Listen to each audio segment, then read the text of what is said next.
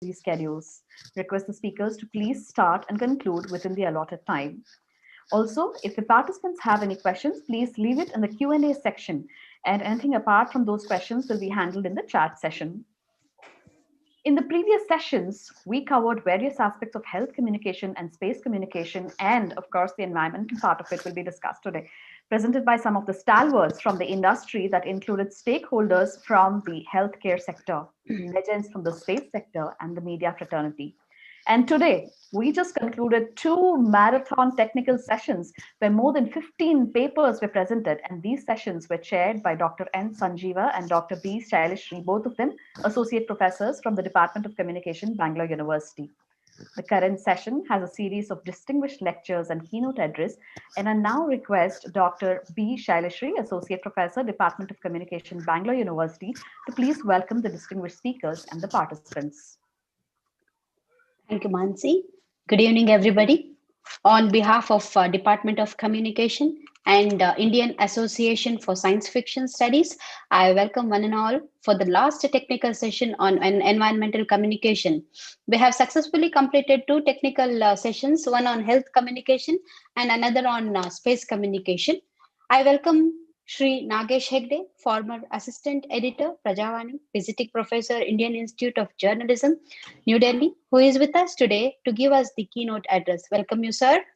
I welcome two distinguished speakers, Dr. Gangadharappa Rudrappa, Professor of Agricultural Extension, University of Agricultural Science, Bangalore, and Shri Nagappa B, former Senior Scientific Officer, KSPCB, Bangalore. I welcome you, sir, for this session.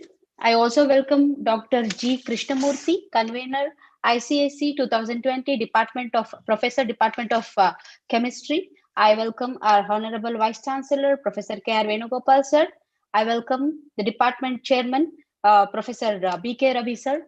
I also welcome my colleagues, Dr. N. Sanjeev Raja, Associate Professor, and Vasundhara Priyadarshini, Assistant Professor of our department. I welcome all the scholars, all the research scholars, students to this session. Welcome one and all. Thank you. Thank you so much, ma'am, and a very warm welcome to you too. I now request Dr. B.K. Ravi, Professor and Chairman, Department of Communication, Bangalore University, Gnan Bharati Campus, to please address the speakers and the presenters by defining the agenda and setting the expectations for today. Good evening, everybody. Greetings from the Department of Communication, Bangalore University. Bangalore University Department of Communication, along with Indian Association for Science Fiction Studies, we have organized a 3-day international conference on science communication. In this session, we have a senior journalist and environmentalist, Shri Nagesh Hegde, Professor Gangadharappa from Agriculture University, and Dr. Nagappa from Karnataka State Pollution Control Board. And this is one of the mega events that has been organized by Bangalore University. Repeatedly, every day, I am bringing it to the notice of all our friends that though Bangalore University had organized very mega conferences like the Indian Science Congress twice, but this is one of the very big virtual conferences that has been organized for first time in the history of Bangalore University. So when we wanted to organize an international conference, we chose the subject as science communication, and we selected the three fields. The first day we had health communication, and yesterday we had space communication, and today we wanted to have a subject on environmental communication. Because as all of us know, the Indian media industry and its growth, quite a lot of developments that has happened in the past 1.5 decades, and how commercialization is on the top, the privatization, commercialization, and even the ownership of media, the content of media, redefining of Indian media industry has started. But our apprehension at this point of time is, we are afraid that the developmental messages are some of the messages related to science, priority and prominence which should be given through media are not very prominently seen. Because if you just look into the content of media, it was a very alarming situation where the topper is the entertainment. But the social responsibility theory of media, it is very clear where we have to say we have to protect the society. The savior of the society is the media. Today, I would try to recall here when Mr. Nagesh Hegde, who was an alumni of IIT, who was a very meritorious person, he opted to join Kannada journalism in those days, maybe 3 and a half decades ago. But in those days, if Professor Nagesh Hegde, if he had opted, he could have gone to some other country and he would have been an international figure. But he opted for the vernacular media and he joined Kannada journalism. And his contribution to the field of science, because I was, though he's very senior to me, I was his colleague. I had the opportunity of working with him for some time. But I have seen him how he translated the scientific messages in Kannada, which reach the common man. That is what is called the development, the process of development, where media plays the role of a catalyst. So my apprehension is with a very huge growth and what is called the information pollution, information explosion, commercialization, privatization of Indian media industry. Though we are dominating the global media industry, but to some extent, we may have to concentrate on developmental subjects like science. Because in this country, it is the need of the hour where we have to inculcate scientific temperament. We have to encourage people to understand science. By making people understand science, you will make them to participate in the process of development. If you tell them a very important scientific message, which will be very, very useful, and according to me, it is the media can play a major role. So keeping all these things in view, so we have organized this international conference on science communication, and we are all very happy that senior experts, Professor Gangadharappa is a great agricultural scientist, and he was the director of extension, and he was the director of research in University of Agricultural Sciences in Bangalore, and he has organized quite a lot of international conferences. And as director of extension, he has worked very near to media. And Dr. Nagappa, he has worked in our Karnataka State Pollution Control Board. So we are really honored by the presence of all of you, sir. So maybe in the coming days, we are still planning to organize much more workshops, because the journey started sometime in 90s, where Government of India identified our Department of Communication for organizing workshops for journalists in science communication. And our contribution along with ISRO to what is called satellite instructional television experiment. That's why, and we also, we were the first to have some content in on science communication. So we want our youngsters to understand science, translate science to a layman through the media. So as experts, I request you to make your presentations, and maybe in the coming days, again, we will invite you for an exclusive discussion, sir. There again, we can have very lengthy deliberations. So I thank you all the three on behalf of the department for sparing your valuable time. And I want all the participants to make notes, and especially our students. They're all experts who will be delivering quite a lot of important information, which will be very useful. So thank you. Thank you very much. Namaste. Thank you so much, sir. And we should thank you for being a constant and an awesome support for all the 3 days of the seminar. Thank you so much for that. Thank you. I request all the attendees to please leave your questions in the Q&A section and not in the chat section. With that, we begin the session. The first on our list is a distinguished lecture from Sri Gangadharappa Rudrappa, Professor of Agricultural Extension at University of Agricultural Sciences, Bangalore. Here is a quick brief about him. He has served 32 years in the university and Karnataka Forest Department in various positions, including Head of Department, University Head of Agricultural Extension, and Director of Research, University of Agricultural Sciences, Bangalore.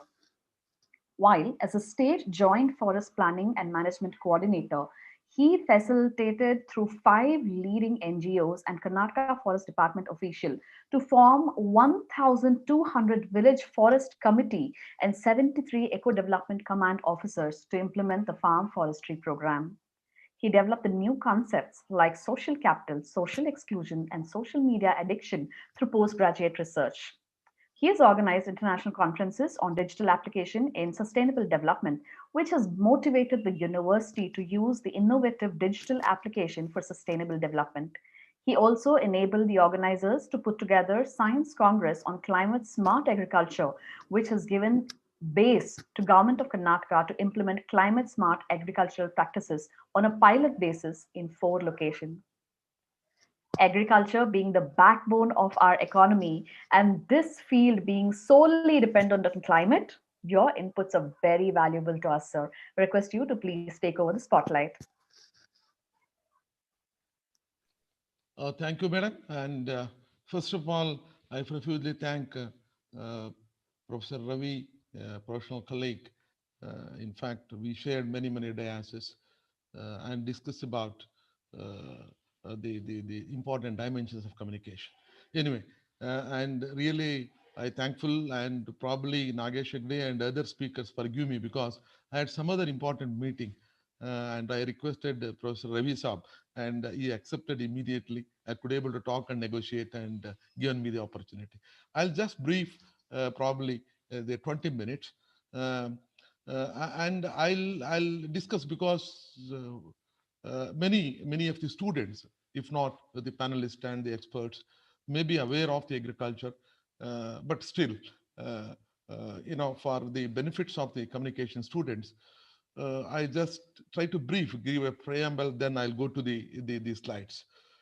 The uh, probably looked at, we need to understand 4 or 5 important concepts here. The one is, first of all, agriculture. We should know what is meant by agriculture. Then also we should also try to understand what is meant by agriculture development.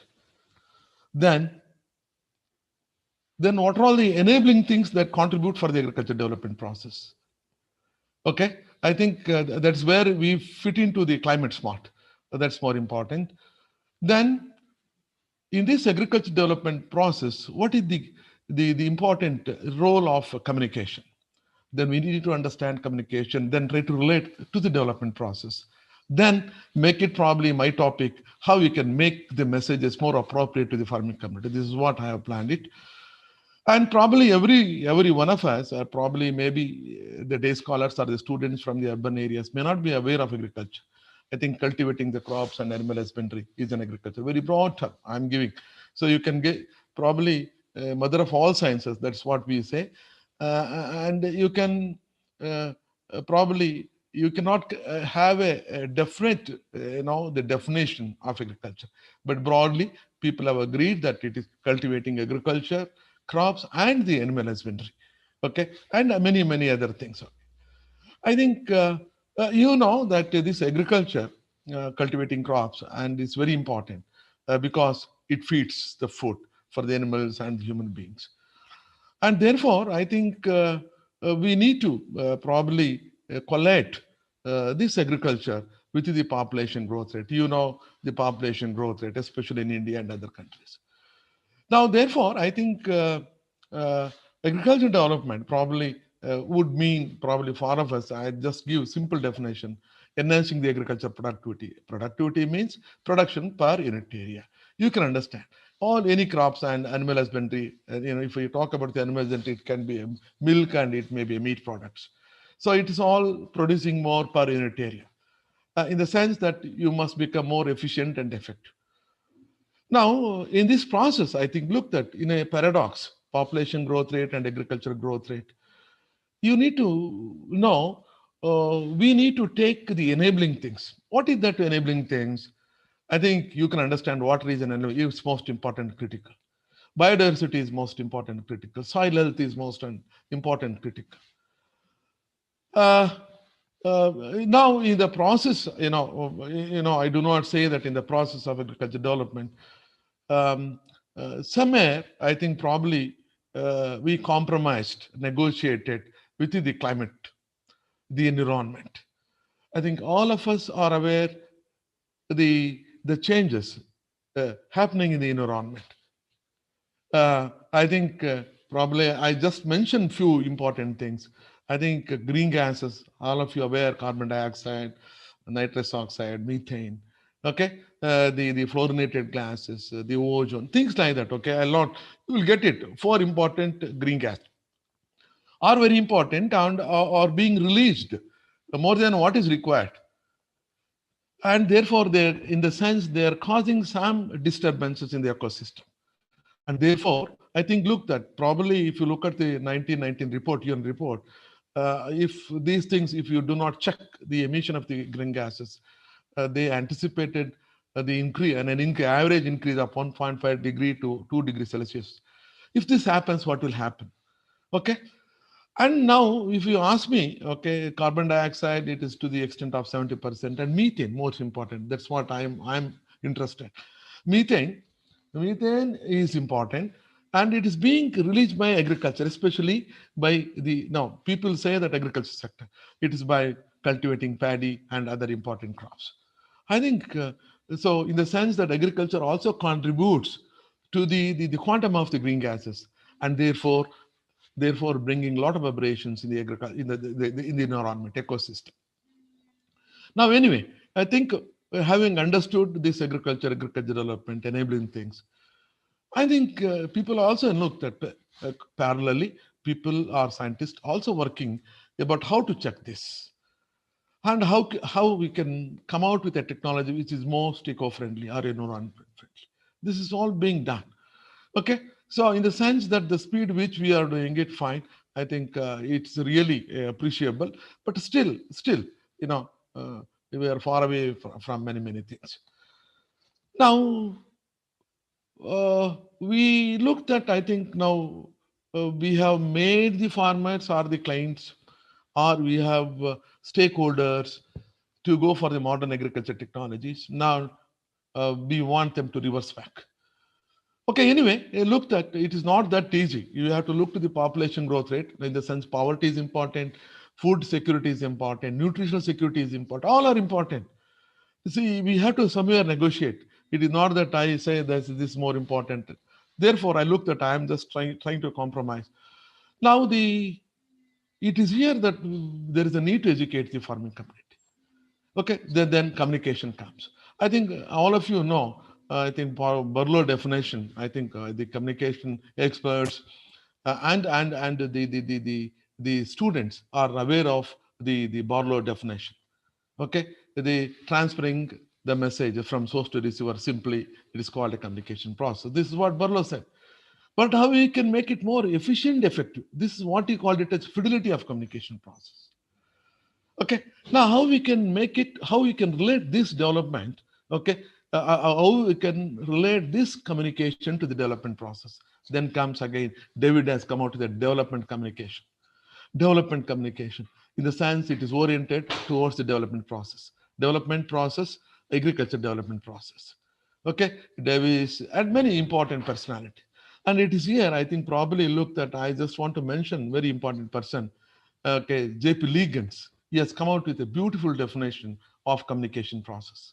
Okay, exchange of ideas in a way that each understands, common understanding over the message. It's a wonderful definition. You need not remember all those things, but it is source and receiver are more important. Okay, in the sense, receivers are the farmers or the other stakeholders, and the source is the scientist, extension personnel. Okay, in the system, I'll come back to that. So there should be a perfect match between these the stakeholders involved in the chain of the development process. So somewhere I think, look, that there is a mismatch, and therefore many things do not happen as we see in the field. So therefore, I think Liggins, and I appreciate the beautiful the concept he has given, development communication.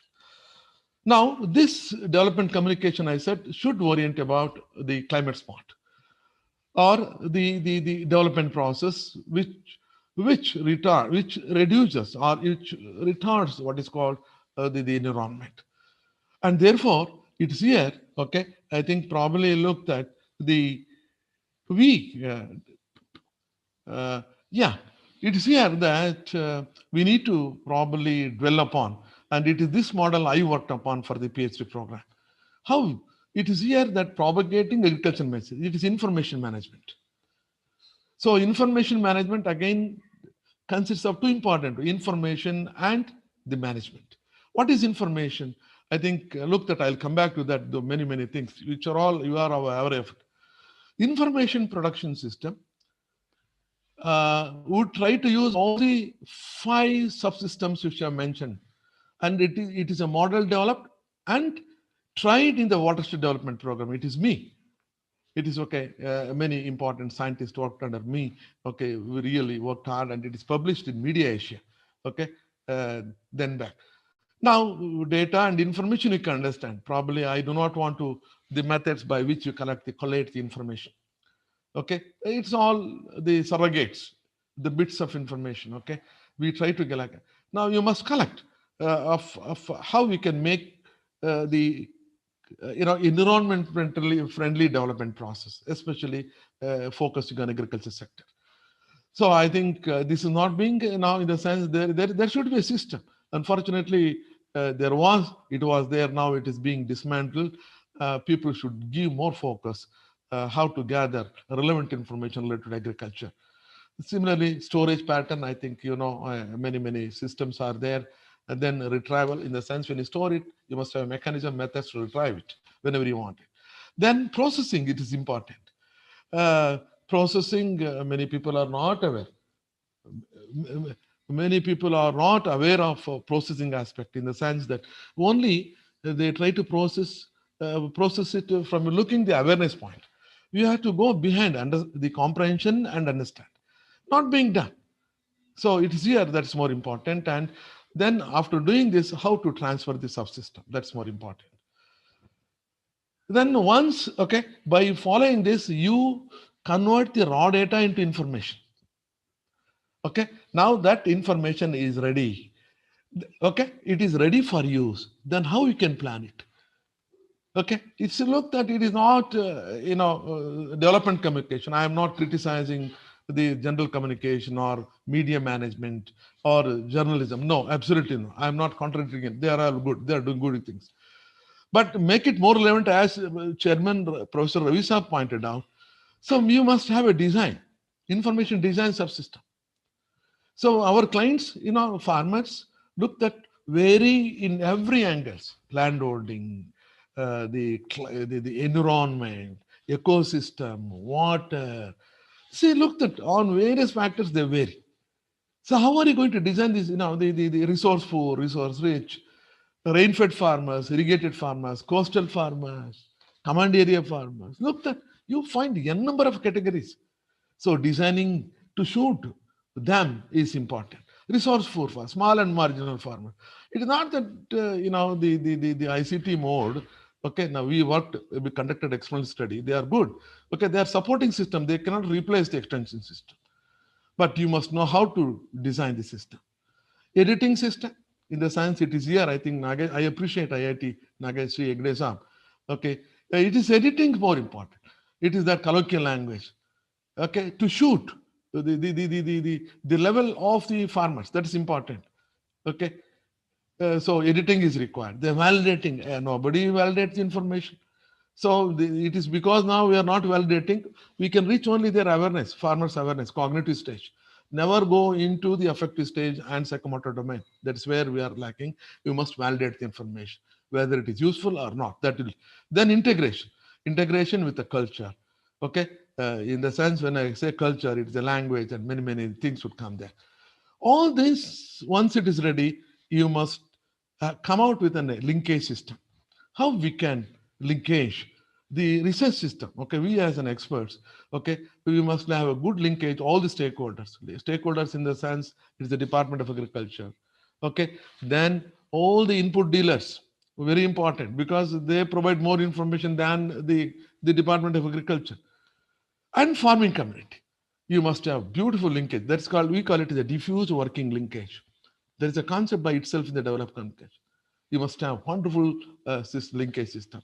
Okay, so once Okay, in the planning system information, once it is ready, we come out with the beautiful technical law information, right? You must plan it. Then you'll go for the distribution system. Okay, distribution system. I think Professor Ravi Saab understood that we are okay. Print me audio is there, print media is there, audio visual is there. We have come out with an ICT mode. Okay, how output subsystem. It's the methods. Okay, look that for the tribal farm. Is it that our ICT can replace it? I looked at very difficult thing. What in the sense there are different ICT gadgets they can support the system development communicator in the science department of agriculture. So that's how you must look at it. Then presentation is so important. I think Nagesh Hegde Saab and Ravi Saab, you must present the technical know in a way they understand. It is in the sense that now, if I go to maybe a coastal area, I should speak in their language. If I'm Malnadi, I should speak in their language.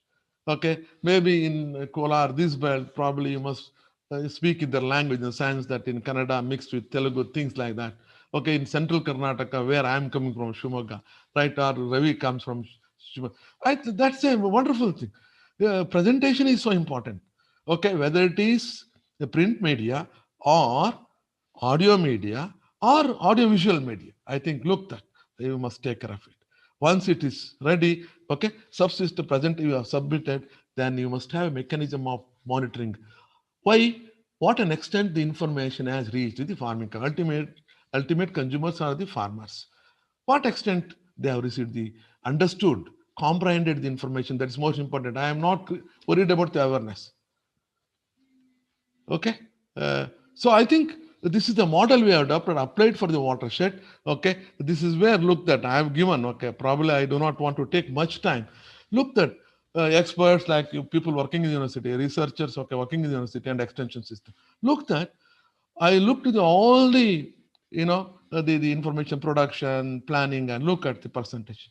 Okay. Ultimately, extension personnel performed better in the information distribution phase. We really appreciate it. Okay. In the sense that, look, that if you want to enhance the fidelity of development communication process, see that the farmers pursue what we have pursued, scientists pursued, probably to some extent. In the sense you can look, it can reflect in the adoption process. Unless and until we take as a system, okay, it is rather looked at, if the system's working independently and probably looked at, probably we may not diffuse or you may not communicate what is called the climate smart agricultural practices. And to that extent, probably you would probably the environment would collapse. I think probably everybody Al Gore film has seen climate smart. Okay, what would happen maybe after 10 years, 15 years, they have projected it. And see, okay, sea level is rising because of temperature, many, many things. Okay, science is involved in that. I do not want to give out all that information. It is here that development communication becomes critical, important, and to make it more relevant, I said that you must develop, this a model developed and tried it. Okay, applied for the watershed in Karnataka state. Okay, probably this can be one model. I don't say this is the only model. People can replicate it and use it to generate more useful, relevant information to enhance the comprehension and understanding of the messages that would reflect in the adoption process. With this, again, Ravi Saab, again, there are many phone calls I'm receiving. And Nagesh Hegde Saab, I am a very small man in front of you. And Nagappa, okay, pollution board. Okay, everybody. And to Professor Saab, Ravi Saab, okay, he's my professional colleague. We share many, many days. And all my and students, anytime probably I visit. As long as Ravi Saab is there, I'll visit personally. And I'm interested in teaching how to conduct research in the communication. I'm more into my pet field is this. I'll come and I'll share my thoughts in detail personally. Eh, okay. With this, thank you, Ravisa. Thank you very much. Thank you, sir. Thank you for coming. Thank you. Thank you so much, sir. Thank you so much for those inputs. Those were very valuable to us. Considering that agriculture is the backbone of our country, I'm sure there are many who are currently doing the research on various factors of agriculture. Your highlights on different dialects of the language used to communicate, or the design and supporting systems and extension systems, and its linkages. I think that gives a very different perspective, especially when it comes to segmenting and persona mapping of the farmers. This more so has a bigger impact while we're dealing with illiteracy as one of the biggest barriers, considering that it results in insecurity among the farmers, and it actually makes them very far away from harsh Right. realities of the world. But I said, okay, the energy would release the carbon dioxide, green gases, but it's not by farming community. Therefore, I touched only methane. So energy released, by coal. Carbon dioxide is by coal sector, energy sector. Therefore, I did not touch. I know about it, but since there is a lot of paucity of time, I did not touch. I did not get into this so many things. Okay, it's a very, very, very complicated issue. Okay, so Right, I'll sir. personally come. Ravi Saab is there. I'll come personally to the department. I'll share. So we'll Perfect, invite sir. you, sir. We'll invite you, sir. Yes. Sure, sure. Thank you. That was Thank you. very deep, sir. That was very deep. All right, that was Dr. N.R. Gangadharappa, Emeritus Professor, Department of Agricultural Extension, College of Agriculture, UAS, GKVK, Bengaluru. We now have the keynote address for today that's being delivered by Sri Nagesh Hegde, former Assistant Editor, Prajavani, Visiting Professor, Indian Institute of Journalism and New Media. Here is a quick brief about Nagesh Hegde. Small Nag- interval, madam. Small intervals. Ravi Saab and Nagesh Shekde Saab. You have to forgive Sir. me. I have another Hey, meeting. no problem. Yes, sir. I'm Thank you. taking. Thank Huh? you very much. Thank Sorry. you very much. Thank Okay. you very much. Thank you very much. Introducing Nagesh Hegde for you. Nagesh Hegde, sir, is an Indian author, journalist, environmentalist, publisher, and professor. He is a widely respected writer on environmental issues and was assistant editor with Rajavani, where he was deputed to cover the Earth Summit at Rio de Janeiro. He is among the first batch of students to get master's degree in environmental sciences from the Jawaharlal Nehru University, New Delhi. Also, he is the first person to be appointed as an assistant professor to teach environmental geoscience in Kumaon University, Nainital. He has worked towards popularizing science among rural communities and is equally committed to language and biodiversity. His biggest contribution is bringing those concepts to children in Kannada and popularizing them, especially in rural areas. Mr. Hegde's work on India's iron ore export was debated in the Indian Parliament just prior to the infamous emergency. During the heyday of environmental movements in Karnataka, his writings were cited frequently, and many of his articles have become textbook lessons. He's also traveled to US, UK, Italy, Portugal, and Kenya lecturing on environmental issues. He's also worked for popularizing science among rural communities, and he has won many literary and environmental awards, including the Outstanding Environmental Journalist Award by the Public Relations Society of India, and recently a similar one by the Karnataka government. Thank you for making time for us today, sir. A very warm welcome to you, and we look forward to your inputs. The spotlight is all yours. Thank you, Mansi. Thank you, sir. Can you all hear me? Yes, sir. Okay. Yes, Yes. sir. Yes, sir. Yes, sir. Yes. Let me begin with a little story. This formal acknowledgement, thank you, etc., can come a little later on. The story involves a High Court judge and a signboard hoarding. What had happened was 30 years ago, the Karnataka Electricity Corporation decided to build a dam across Sharavati Valley.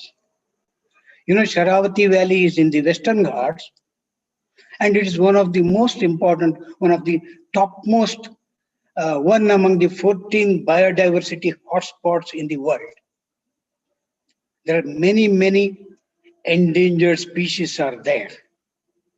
So some of us filed a petition in the High Court that you should not build a dam there. We must preserve that valley. And the case came up, and the lawyers from the electricity board started arguing how important it is to have electricity, etc., etc. And the judge appeared to be quite sympathetic to the cause of generation of electricity rather than the ecosystem protection. Anyway, he looked at the list of species that we had provided him, those species which are endemic to that area. Endemic means only there you can see it, nowhere else in the world. The list was full of nearly 35-40 species which were endemic and endangered. He just looked at the list and he kept it in the drawer.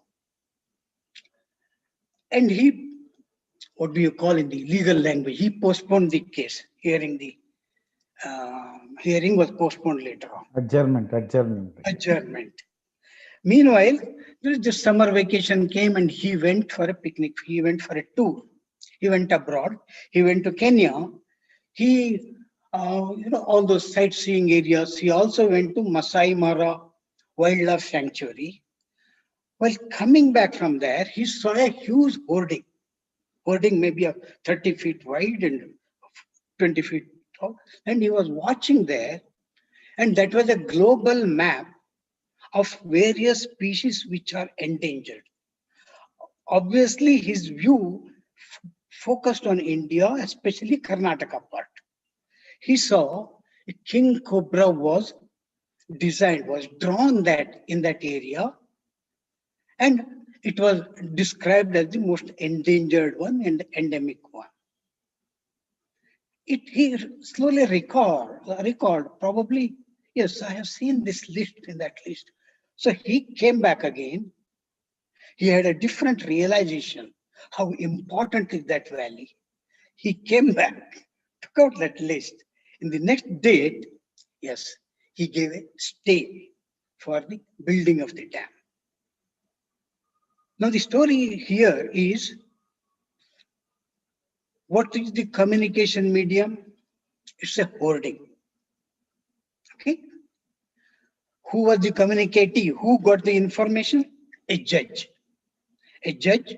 We generally, when we speak of communicating to the people, we think about common men, children, etc., etc. We rarely think about legal people. So here, a legal person, a luminary, was badly in need of an education, and he got that communication, and he got that education away in some other continent, some other country.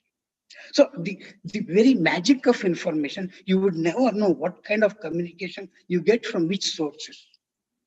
This is what we must realize.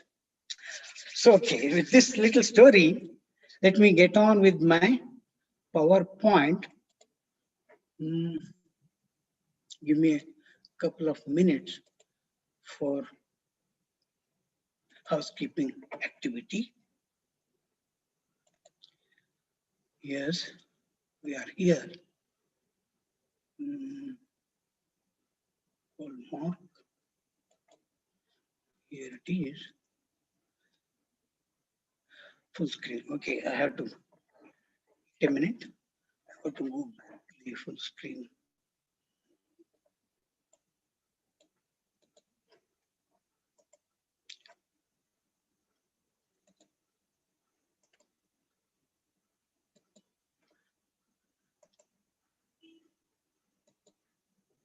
Yes, there we are.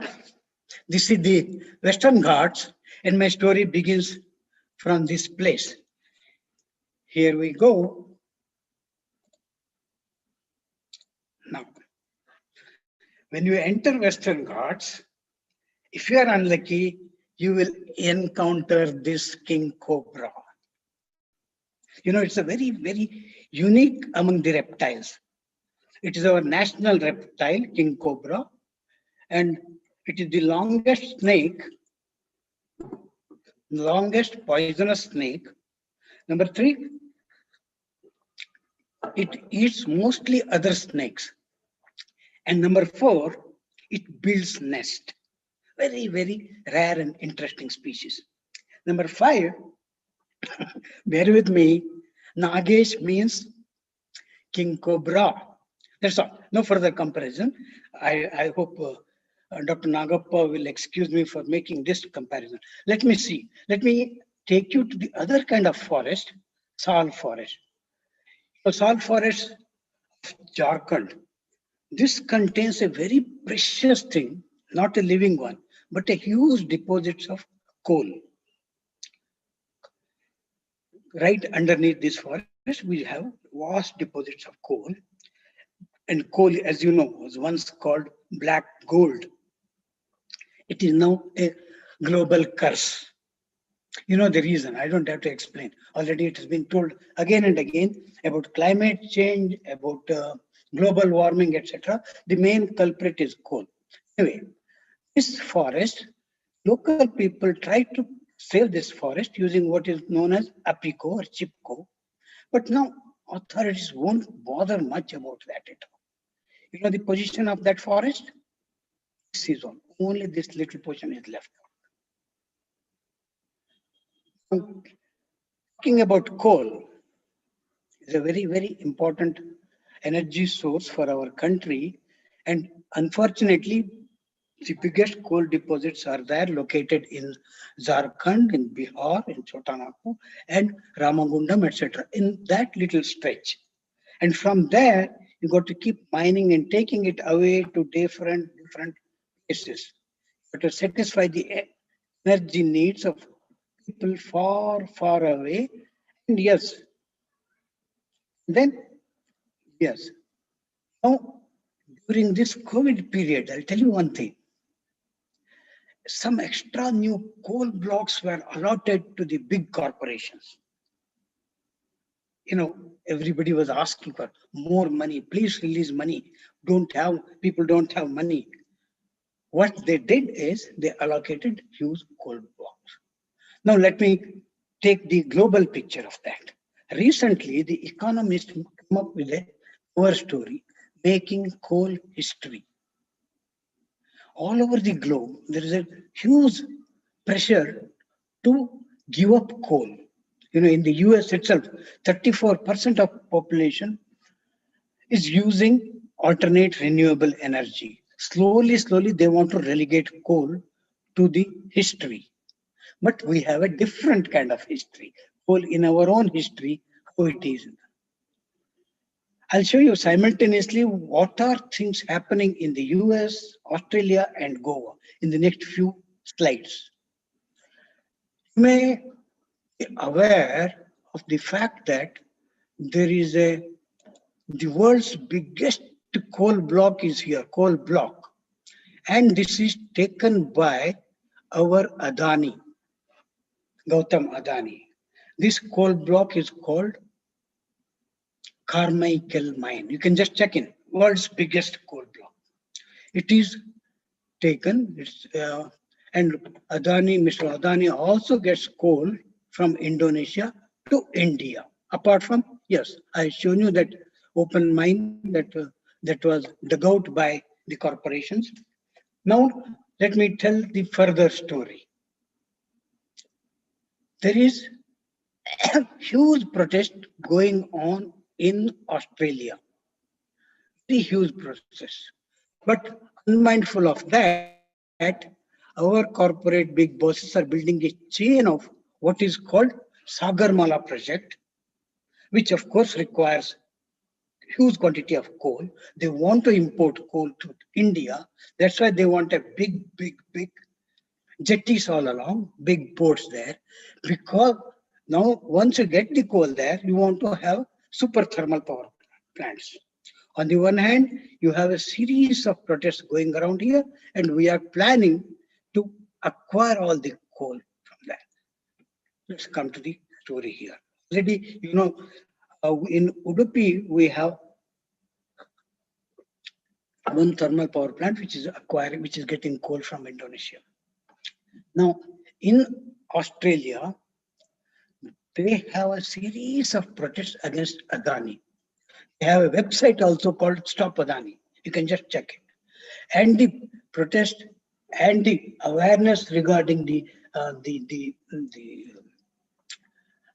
coal deposit is so wide that all over the country there, they are saying stop Adani, stop Adani, stop Adani. You know, hundreds of thousands of people are coming and standing in the hot sun. Stop Adani, Stop Adani. Stop Adani. That's one thing. Let's get back to India. Okay? Unmindful of all these things, Adani relentlessly company wants to get coal to India come what may. Now, recently, for the past 2-3 months, a series of protests are going around, going in Goa. Similar one. We don't want Adani here. No Adani, no Agarwal, no Jindal. All these are big corporate powers because they want to retain the purity of the ecosystem purity of Goa. They want to present Goa as a world's tourist destination. They don't want any of those polluting, noise making, and hazardous industries there. They are united because recently you have seen so much of iron ore was mined there and so much of resources are being taken away by the people, by the big corporates. If coal also starts coming, huge deposits of coal will have to be kept there. They have, because in the coastal area, if you are getting hundreds of thousands of tons of coal, you can't keep it in the ocean. You have to keep it on the bank. And it will affect the fishermen, it will affect the farmers. Everywhere it's going to be very, very bad impact on the environment. People are protesting. People are protesting. BJP and Congress sold Goa to Adani. You can see it here. Goa for Goans, not for Adani. Okay. How did they get this information? Who communicated them the real now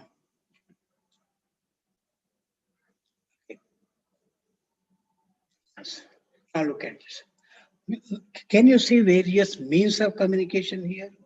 Verbal communication, communication through posters and pamphlets, communication through physical standing on the hot sand beds, the forest, etc., etc.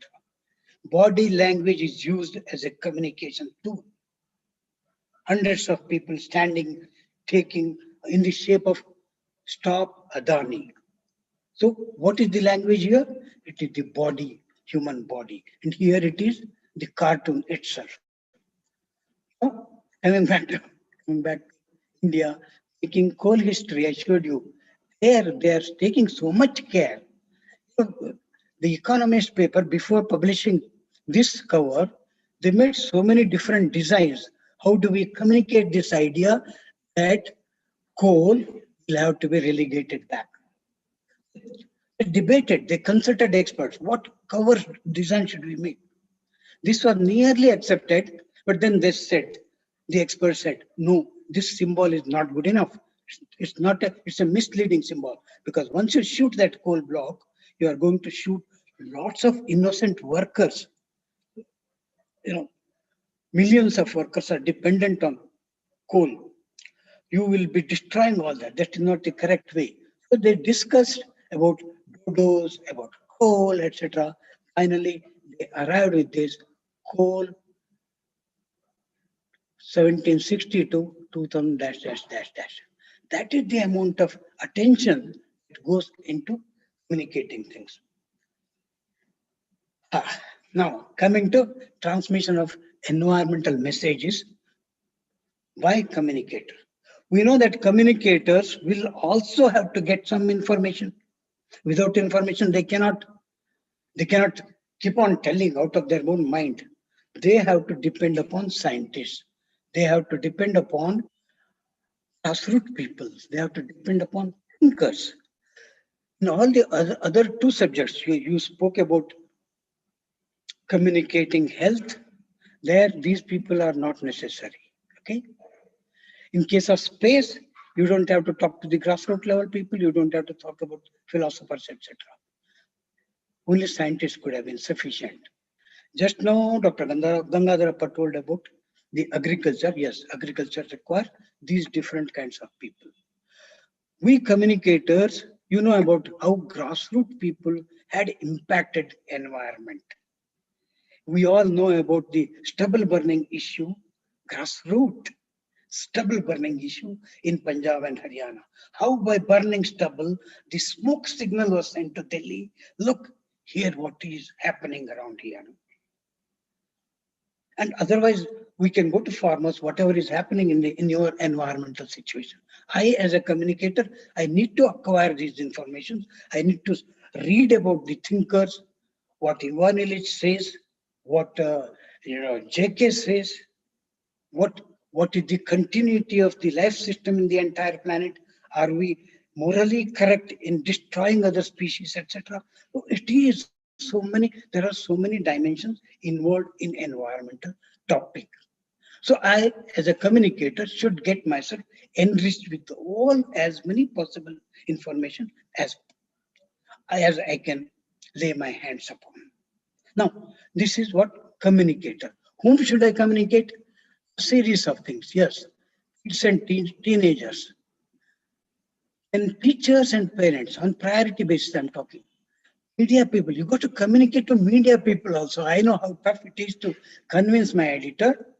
Papa, it's so important to talk about soil, International Soil Day. You won't know, you won't care. Indian leaders, for example, Swamijis and other patels of that, the leaders in villages and small towns, in some extensions of the city, you got to convince them first. Then comes the tougher part. You got to convince legislators, convince administrators, AS officers, forest officers, etc. And then last, corporate powers. You can see this in this graph. The intensity keeps on increasing as you come down. The communicating capability also slowly dissipates as you come along. I'll explain to you, this graph will come again and again. Again and again, these are the three toughest categories to convince about the importance of preserving environment. Sorry, did something happen? Okay, give me a minute. Yes. Let me come back to the Western Ghats. I won't stick to this example alone. In a few minutes, I'll go to shift away. This is a very important lion-tail macaque, again an endemic and endangered species. This is, Malabar hornbill. Such amazing atlas butterflies. This flying lizard made famous by Coimpo's son, KPG Carvalho. And these are the Nilgiri martins, amazing orchids taking the shape of birds. With this, you want to make one road, two roads. How will you convince to others? I can convince.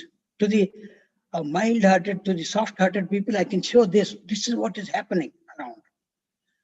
And the other people, I can show, look, we are increasingly destroying the Western Ghats again and again. I had to go all the way to Sakleshpur to take this picture. You know how big each of these ones are? Okay, you can see my picture here. And she's Dr. Malati Patan Shetty. She was the Karnataka Sahitya Academy chairperson. We held a conference there. And these kind of things are laid down right in the middle of forest. So whom do you convince? And the more, so 13 more major highways are planned in the Western Ghats. For whose interest? Here is this. It could be all these people are welcoming bigger and bigger projects through more and more denser forest areas. All these people. We have to convince them. Convince them that destruction of natural habitat should be stopped. Because of that one only, there is a continuous rise of zoonotic diseases. If you destroy faraway forest, the disease will come to you. You got to explain that. You got to talk about KFD, Karnataka forest disease. You got to talk about COVID, all these things. But who is there to listen? Those who are up in arms against the forest. I'll show you this. It says in Kannada, Aranya Ilake netta gidagalannella kadidu haki. Who says that? It's the minister. Shasakarige. To whom did he say? he told the other legislators, cut off all this. I am like a Shanbo. I know the interest of the people. I have to take care of the demands of the local people. Cut all these forests. This is where the environmental challenges come. This is where I get all the more tough things. Toughest challenges are there because being a legislator and an opinion leader, when he is not a legislator, he will remain as an opinion leader. He is the biggest stumbling block to me. And because of the people like me, we have such forests converted into monocultural plantation. Because of this invasion, any number of invasive species like lantana, because of this excessive indulgent human beings, we are destroying our neighborhood forests. Now you get on to another story. This is to educate ordinary people. It's the easiest way. I'll give you a very interesting example. The interesting example of a pujari in Uttar Pradesh near Gorakhpur. There's a temple, and all around the temple, plastic is banned. And who imposed that ban? The Pandit Ji, the pujari of that. How did he impose it? Because he was given the information by a journalist that all these plastics are recycled plastics. And recycled means what? What was this plastic in its earlier incarnation? It was carrying hospital waste containing blood, amputated body parts, patients' excreta, aborted fetus, wound dressings, and all the filth in the street. They were in those plastics, and that is melted and that is recycled. Once he heard that, he became so furious. He told everybody where from these plastics come. So he becomes a communicator, much more powerful communicator than me. Of course, I was the one to tell him, but local people listen to him. They won't listen to me. So different people have different capabilities. Now, let me come back again to, are we running out of time? No, I suppose not. No, sir. Still, you have 30 minutes to go. Oh, wow. God, great. I don't require so much. Now, here is the Western Ghats. Here is Bangalore. Say somewhere here it could be Shimoga or Mysore or Kudugu, whatever. Where do we get our resources from? In Bangalore, we get almost everything. What? We get water, we get timber, we get electricity, granite, sand, honey, orchid, hashish, tiger skins, tusks, and all the quite a number of filmmakers go there to shoot beautiful, lovely photographs. These are the things that we get from the Western Ghats. Now, what things do we give back to the Western Ghats? We give guns, we give bullets, we take dynamites, we throw gutka there, we spill chemical poisons there, we throw glass bottles there, we throw endless heaps of plastics there. Doesn't nature deserve better treatment than this? No, telling all these things is much easier. Convincing the younger generation is much easier. I'll tell you again, convincing them about biodiversity, I gave quite a few sessions of biodiversity and they're all moved. I keep telling them nature has all the solutions for all our problems and they understand it. But those who are sitting there as a decision maker, that's a different story. Now, look at the water bodies. But it says ನೀರು ನಮಗೆ ಎಲ್ಲರಿಗೂ ಬೇಕು ಆದರೆ ನೀರನ್ನು ಚೊಕ್ಕಟ ಇಡುವ ಕೆಲಸ ಮಾತ್ರ ಯಾರಿಗೂ ಬೇಡ.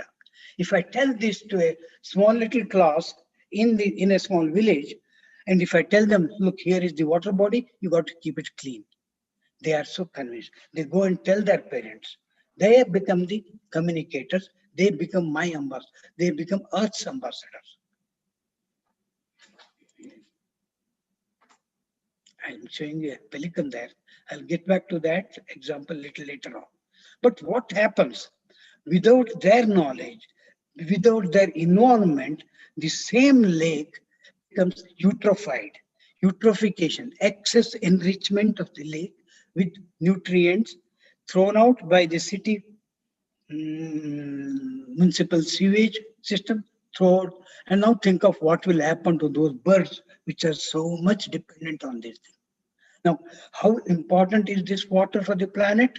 I have a little different system to say it. If you take this whole planet and if you collect all that water in the form of a sphere, I'll show you what happens. Three, four spheres here. Okay, this is the planet, this is the total water, and this is the fresh water, and here is the available water. I'll show it in a different slide. Earth's diameter is 12,750 kilometers. Such a huge heavenly body is this, the most beautiful, the most lively, the only lively planet. And if you collect all the water, make it into a ball, diameter of that ball will be 1,385 kilometers, much smaller. Okay. Now, if you extract only the sweet water, available fresh water, not the salt water, this ball is salt water, only the fresh water ball could be just 275 kilometers. And you know that all the fresh water is not available to us. Only that huge portion of that water is stuck as ice sheets on the polar caps or on Everest or in the Himalayas or the Alps, etc., etc. So for us, and some more water is stuck in the interstitial spaces underneath the earth, underneath the land, which we can't mine. This is the diameter of the available water in the form of a globe.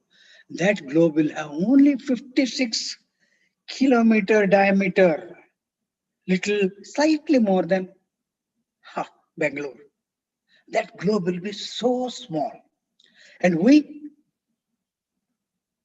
are the second largest nation in terms of population, but available water to us, the global perspective, is just 4%. And what are we doing with that water? What are we doing with our rivers? We are building series of dams and distributing water here. At the end, very little fresh water goes to the ocean. Very little. If you go to Mahanadi or Godavari or even Krishna in April, May, in Kaveri, if you start walking across the mouth of the river, you don't have to wet your feet also. It's just a sandband. That is the fate. Because what happens to all this water? What happens to all this water? We convert it into sugar, liquor. And what will happen with that sugar? Bakeries, sweets. We become obese people. Sugar is the biggest poison. It used to be the gunpowder which was killing many people in the earlier days. But now it is the sugar, white powder, which is killing us. And we are encouraging all along these rivers. You can go vast stretches of sugarcane fields, you can see. And then how do we convince that? Look, we got to deviate away from this. We need food grains. We need vegetables. We need healthy things to eat. But what are the legislators doing? This is a Kannada one. We have been quarreling with Maharashtra, with Telangana, Andhra Pradesh, Tamil Nadu, Goa for water. We want more water, more water. If we utilize the available water within our state, we are the richest. Do you know that? Judiciously, if we use water. But who has to tell that? We can tell the farmers, look, change alternative crops, change, employ water conservation methods, find out different less water consuming plants, etc., etc. But We are more interested in fighting and getting more water and provoking the waters to go to them. Here again, this becomes tough. It's easy to convince, easy to convince, easy to convince. Tough, tough, tougher, and corporation powers. They want to build dams. Why? Because dam building involves huge capital investment. Dam building requires huge quantities of cement, which requires cement factories. Dam building requires huge quantities of steel, requires many steel plants. Dam building requires huge quantity of sand. You can purchase, you can hire thousands of trucks, JCBs, and then employ them. And dam building requires large quantity of money, and that the banks can give loan. You know how much we owe, how much these corporate powers are owing to us, how much amount of money we are every year writing off. That let me not go into that. No, but the ordinary this entire exercise is to educate ordinary people. How do we educate? What happens is that these people these people employ they rely more on lawyers and scientists and voters. Instead of spending money on educating the farmers about how to reduce water consumption in sugarcane field, how to find alternate crops, how to conserve water in the sugarcane field, we spend crores of rupees on lawyers who can go to Supreme Court again and again and fight for our right as for Mahadai River or Kaveri River or Krishna River, etc. etc. And now the challenge is we have to convince, we have to be best in our capacity to communicate to the lawyers also. Can we do that? What kind of medium do we use? Anyway, sometimes what happens, these administrators also block our effort in reaching the kids and teenagers. I have such beautiful examples. We wanted, you know, any number of people, household people, especially ladies, wrap up old food, whatever food is remained, biryani, sambar, etc. They wrap it up in a plastic container, plastic carry bag, and go and dump it on the roadside. And all the innocent animals, they come there and eat it away. Cows, particularly, dogs, birds also. And then they suffer. As many as 15 to 20 kgs of plastic were found in the stomach of a cow. Cow is such a sacred animal for us. But we are making them suffer throughout their life because of our careless disposal of the food waste. Now, how do we teach? How do I communicate to that landlady who may not speak Kannada at all? Or even if she speaks, she may not read newspapers at all. She might only see the serials at all. She might not even listen to radio at all.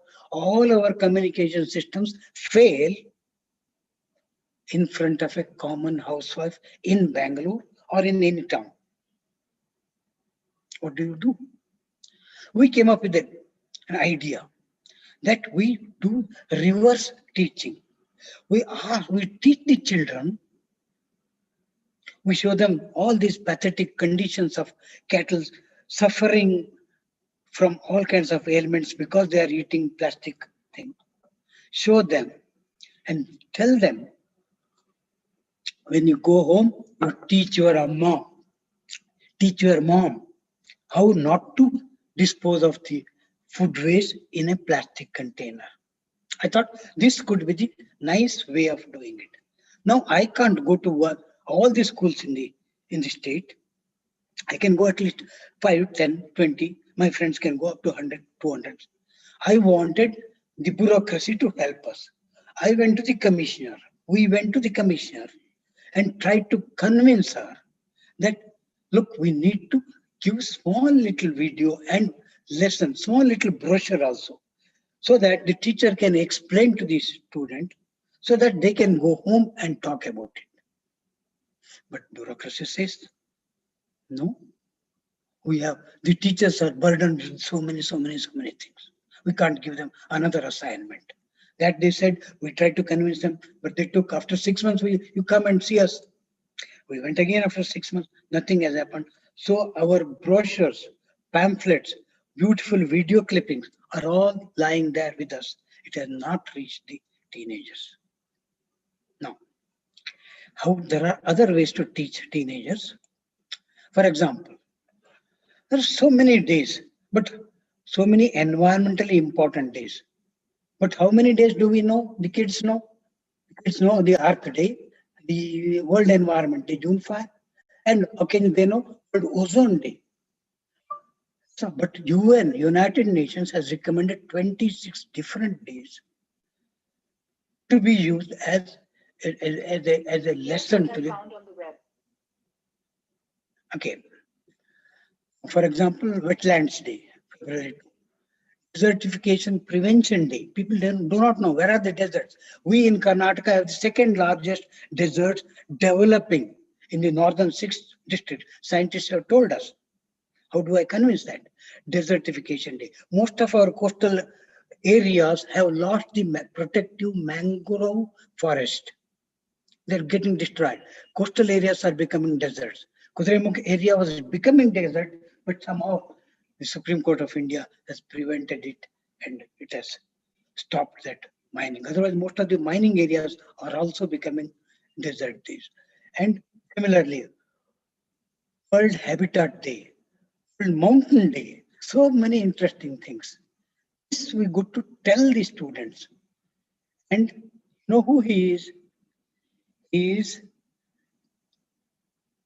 our Judge Santosh Hegde. He was a Supreme Court judge.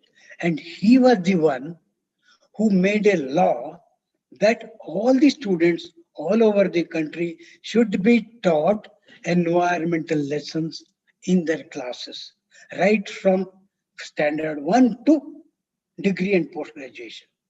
Somehow standard 1 to yes, 8, 9, 10, they do have included environmental lessons. Although they have not mentioned any of these lists should have been there. They haven't done it, but somehow they know what it is. Now, what about college and postgraduate people? Do they know it? I suppose Professor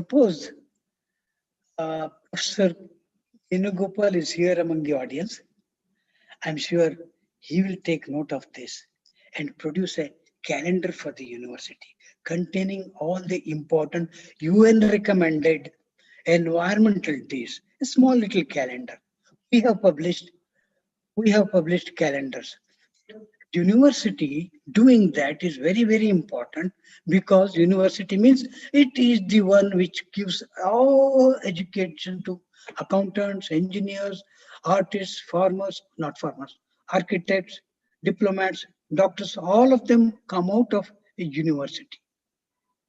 Even athletes, journalists, artists, students, astronauts, all of them come from the university. If you tell them, look, go and tell your youngsters, go and tell your papa, go and tell your grandfather how important is this day, how important it is for us. It is very essential. It should be part of higher education also. It's been completely ignored. That I'm sure Professor Venugopal and Professor Gangadharappa and Professor Nagappa, everybody will take note of this and try to introduce a calendar. We have produced a calendar, but we don't have the way to circulate it among them. And then it's not possible. Yes, last week, December 2 was National Pollution Control Day.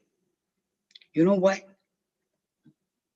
Hardly there is any mention in any of the newspapers because Bhopal disaster happened. Bhopal disaster is the globally biggest industrial disaster. It is a textbook lesson in many countries. And yes, we try to tell that every year about how it had happened. There are cinema, beautiful cinema was there, prayer for rain. And there are generations of generations are suffering even now. They have not got adequate compensation yet. One after another, one after another, tragedies are befalling on them. And as 30 years, 36 years that even now we do not have proper education. I know one scientist last week was trying to remember what was the gas. Some poisonous gas came out of that. He was talking in the TV. He forgot even MIC, methyl isocyanate.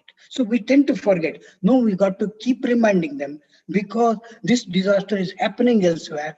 The same disaster or the um, subsequent installments of that disaster is happening. It had happened in Kasaragod, endosulfan disaster. It has happened in Kodaikanal in the form of the thermometer disaster.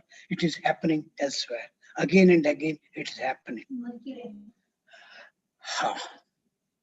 Let's get back. I told you I'll show you this icon once again. Why am I showing this? May 3rd, the International Migratory Day. Migratory Birds Day. Birds are so beautiful. They are called the flowers of the sky. But we know my birds migrate. Rarely we also know that whales also migrate. But do we know that even crabs migrate? Crabs migrate in millions. Do you know that butterflies migrate? Butterflies migrate in billions. They migrate up to 5,000, 8,000 kilometers. They don't, not each individual butterfly won't go. It's next generation, next generation, next generation keeps migrating. And you know what is interesting? And if we create environmental, say, black holes somewhere, black holes in the sense, for example, any field, agriculture field today is a black hole for as far as insects are concerned, black birds are concerned, frogs are concerned, earthworms are concerned. They die there. They die in a mining place. They die in a huge reservoir. They die across across. They die in Bairamangala Lake because all the muck from Bangalore goes and gets collected there. Now, let me tell you something more interesting about that crab migration. The place called Christmas Island. Billions of crabs keep migrating away from the sea. They go to the forest during one particular season. During the mating season, they come back to the sea and then they go back. You know what? The environmental awareness is so high there. To protect these crabs during their migratory path, they protect it, they block the road, count the number of frogs, no, crabs. Is there any kind of chemical mutation there? Is there any kind of diseased ones? Are there amputated legs? All these things. And they block the road. Road closed because red crab migration is happening. No entry by any vehicles beyond this point. They are very strict because people are strict. People are careful about crabs. Silly, if you kill 1 or 200, it doesn't really matter, isn't it? But they do protect. Not only that, the wonder of all that is that they have built a flyover for frogs. No, why am I telling frogs and frogs again? They have built a flyover for crabs, these red crabs. Want to see that? Here it is. Crabs can come, crawl here, crawl. They can't climb here. They are crawling. They have to climb through this and go across the road and go to that. What a beautiful way of treating our fellow passengers of this planet.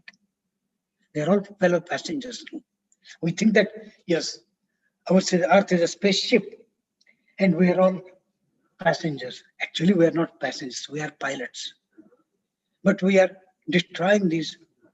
And now I'll show you what is happening. See the tragedy in our country. 15, 20, 25, 30 elephants die during each migratory season, despite the fact that the forest department is well informed ahead of it. Wildlife people will have told them. The railway department knows that. The railway guards knows that. The guards know that. And they are instructed, the loco pilots or the train drivers have been given calendars, and do not go faster than 20 kilometers. Migratory period is coming. Practice. No, we don't care. We just don't care. And therefore, what is this? This is our God, elephant God. We create so much of nuisance during the Ganesha festival, knowing very well that we should keep our air clean, we should keep our water clean, we should keep our land and roads clean. We just don't care. In the name of God, we do all these things. And what do? Yeah, we permit the farmers, other we close our eyes blindly. If a farmer is setting up a high tension wire as a fence along the fence in their things. So whom do we educate? Whom do we now overshoot? It's a very important day. How we are destroying the resources of the planet. I'm coming almost to the end of this. If we continue to exploit the resources in the same way, the USA requires 5 planets. Australia requires 4.5 planets. Russia requires 3 planets. Germany requires 3 planets. This way, this way, this way, this way. India is still not consuming all its quota. Quota in the sense, yes, we require so much of water, so much of air, so much of mineral, and so many. But we per capita consumption of resources far, far less. You know, the topmost country beyond US is Qatar. They consume so much of air, forest resources, water, freshwater resources, because they have plenty of oil to spend. Oil, they can sell it and make money and enjoy it. Here is the Earth Overshoot Day. Earlier, say 30 years ago, all our resources would get consumed. Till the end of December, we could have retained our resources. Slowly, our resources are falling short. By November itself, we consume our annual quota of resources. Now, September. This last year, it was August 22. By August 22, we have finished the available resources. Our footprint is getting larger and larger. This year, of course, we got a little reprieve. The planet got little reprieve because of COVID. So this year we are slightly late in finishing of all the resources. Otherwise, if you let go this way, we are, in the name of progress, in the name of development, we are going to dump this planet. We need to teach that. We need to tell them that the definition of progress has to be changed. Taking one step backward is the definition of real progress. No more marching ahead with the consumption. But we need to tell this in a convincing manner, tell this to all the generations, all professions, all the people. But you know what I have been telling. People don't realize. They see, if you are a corporate entity, you see this planet in a different portion. If you are a sensible person, you see it in a different portion. If you are a professor convinced about the environmental protection, you see the duty in a different way. So these realities keep shifting. Realities about environmental awareness. We got to shift our realities depending upon the requirement of the audience. It could be a judge. A judge may need to be informed and educated. A police officer might, a lawyer might, a professor, a doctor also needs to be informed about the importance of disposing of the hospital waste responsibly. Everybody requires environmental education.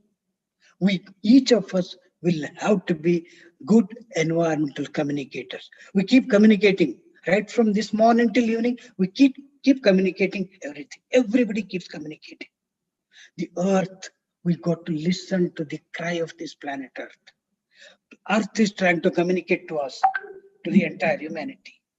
It is trying to communicate in the form of cyclones, in the form of flash floods, in the form of desertification, in the form of forest fire. We have closed our, not we, I'm sure nobody in this audience has closed his or her ears, but large portion of this humanity has kept all its senses closed. Got to open those senses, got to make them aware of this. Thank you very much for giving me so much of time. And thank you, Professor B.K. Ravi. Thank you, Manasi. And thank you all those who are not in the spotlight. I know that you're all in the background. I know you have been relentlessly working for the past 3 days, and you have given me an opportunity to speak at my free will to the extent of time that I require it. Thank you so much. Very rarely I get this liberty. Thank you very Thank much, sir. Thank you. you, Ravi Sir. Thank you, sir. Thank you so much, sir. I think those were some really gripping stories. There are many here from the Malnad, the Western Ghats, and we could so relate to your story about the Sharavati Valley. And when it comes to King Cobra's thrusters, we have only heard about it, seen it, but all on television. So hope we actually get to see it someday on its natural environment. I think coal as a topic has been widely discussed, and I guess N.R. Gangadhar Pasar also made a brief comment about it, emphasizing on the amount of pollution it causes. And we've also seen and heard the protests against coal mining from all over the world. And I'm very sure that some of us here are also a part of these protests by signing some series of online petitions regarding stubble burning and coal-based thermal power plants that have been the base of air pollution that claims close to about 1 million lives in a year in India. And coming to the sugar manufacturing, we've all witnessed tons and tons of sugarcane being transported from the fields to the sugar factories, be it in Mandya or Jamkhandi or Abkavi, Banhati. I guess it's a huge vicious circle. And the only way to get out of this is to empower the generations to come, especially at the grassroots level. After all, it's time to rely on scientists more than lawyers. Sir, I think I'm going to open this forum for a couple of questions, if any. I see two raised hands, and I'm also seeing that Sumangla ma'am is actually recording this entire session to be recalled later. Sumangla ma'am, do you have a question? Yeah, I have. Of course, for first few minutes, I missed his talk as I was on the way from office. Sir, you are telling about the challenges of communicating corporators and bureaucrats. Yes, it is a challenge, corporate houses. Yes, it is a challenge, but how can we actually communicate to them and convince them? Video call.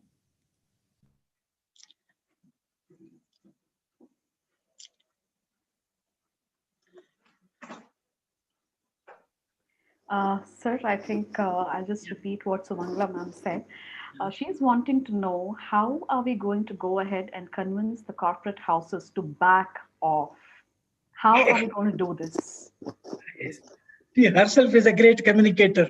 She got national award, international awards in communication. Rather, I should ask this question. I should seek her advice. How do we go about convincing It's them? very difficult to communicate to corporators and administrators or bureaucrats. Yes. How can we do that? Yeah, it is that I showed you that stop Adani in Australia. Yeah, probably I missed first part of Yeah, it. we must remember Greta Thunberg. She's 14 million people she provoked. She asked them to come to the streets, and they came. And that is because that is why France has declared climate emergency. Britain has declared climate emergency. Germany has declared climate emergency because of one teenage girl. Now, how can we use media for this, sir? Yeah, We cannot go and sit in front of this thing, but to create awareness among people to large movement. Come to the street. Yes. So that's the only way. I know. Professor B.K. Ravi should tell us how is he going to convince his students to become more powerful communicators so that people can come to the streets or use all possible methods in conveying this climate emergency. There's no easy answer to that. Thank you, sir. I think I can actually see Subangla ma'am out there who's very, very, very concerned. And she's like, how do we put this in place? Wonderful, ma'am. Thank you so much for that. There is another question from Nandini Lakshmikanta. She's from the University of Manipal. Sir, all corporate houses are into corporate social responsibility. Can we not pursue them under this? How, under, how we require funds, right? Without funds, you can't access them. And you know, I'll tell you the secret of these corporate funds. Nowadays, of course, that's being diverted to COVID fund. But suppose COVID, now quite a number of corporate CSR funds are being handled by their own. I don't know whether I can use cronies, their own relatives, friends, and the retired officers of that particular thing. We have found out. We have found out. So how do you suppose I could have named one or two, but it won't be fair on my part to name the particular companies. But then we know that it is happening, and this is as tough to convince them as we convince the corporate authorities. Quite difficult. You have to raise separate funds because, again, going and approaching them, each of these 1,200 CS.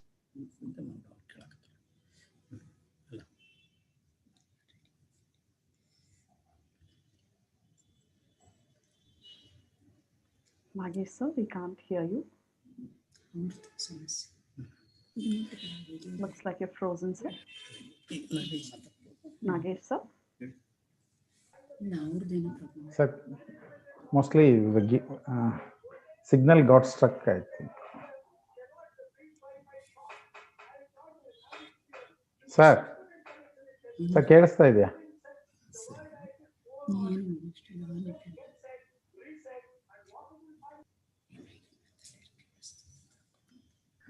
Ma'am, I got disconnected. Oh, he's here. He's back. Sorry, sir, he got disconnected. Yeah. Sorry about that. So there are challenges.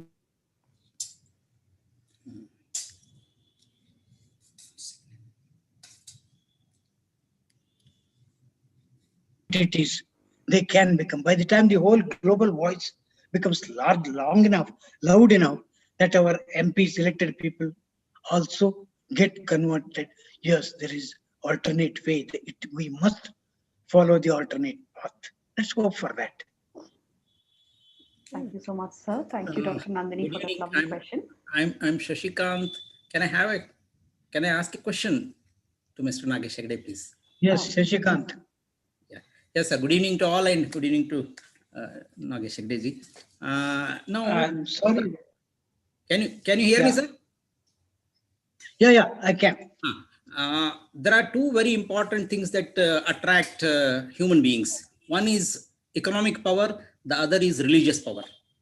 Yes. Now, economic power overrides the environmental concerns. Can we not use the religious power to overcome the economic power? Religion is going to influence people, MPs, corporate houses, legislators, everybody. So can we make an effort to see that religious leaders come out and take up this concern for the environment? We have one or two very good examples of that. We have a green Swami.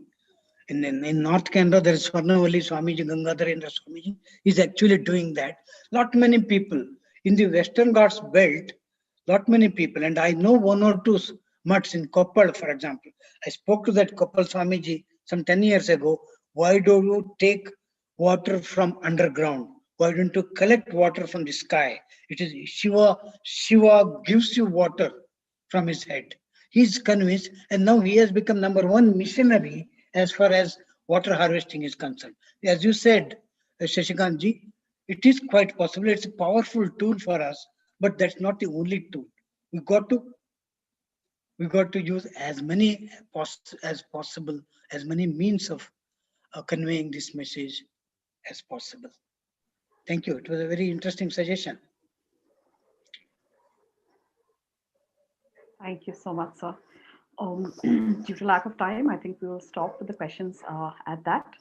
I think the biggest takeaway from your session as communicators have been that storytelling in any format is the only tool to get across to the right target audience as it crosses all barriers of communication. Thank you so much for that, sir. Thank you so much. With that, we move on to the next speaker for today. The next distinguished lecture is being delivered by Sri Nagappa P, formerly Senior Scientific Officer, KSPCB, Bangalore. Here is a quick brief about his profile. 15, 17, 22. What do these numbers have to do with the speaker? Well, those are the number of papers he has presented in national journals, international journals, and conferences. He is a BSc from Mysore University in PCM, an MSc from Mysore University in chemistry, and he holds his doctorate from Bangalore University on the topic nanoscience, environmental applications. His professional experience include noise monitoring and network in India at Madrid, Spain, air quality assessment, emission inventory, and source studies held in Germany, training workshops at US EPA on waste testing and quality assurance program held at Washington, D.C., USA. He was also on training to Germany under the Indo-German bilateral program on advanced professional training between May 1986 and February 1987. He is also the life member at Electrochemical Society of India, Association of Analytical Scientists of India, and holds a patent in his name. Welcome, sir, and thank you for giving us time. I request you to please take over the spotlight and deliver your inputs. Thank you, madam. Thank you.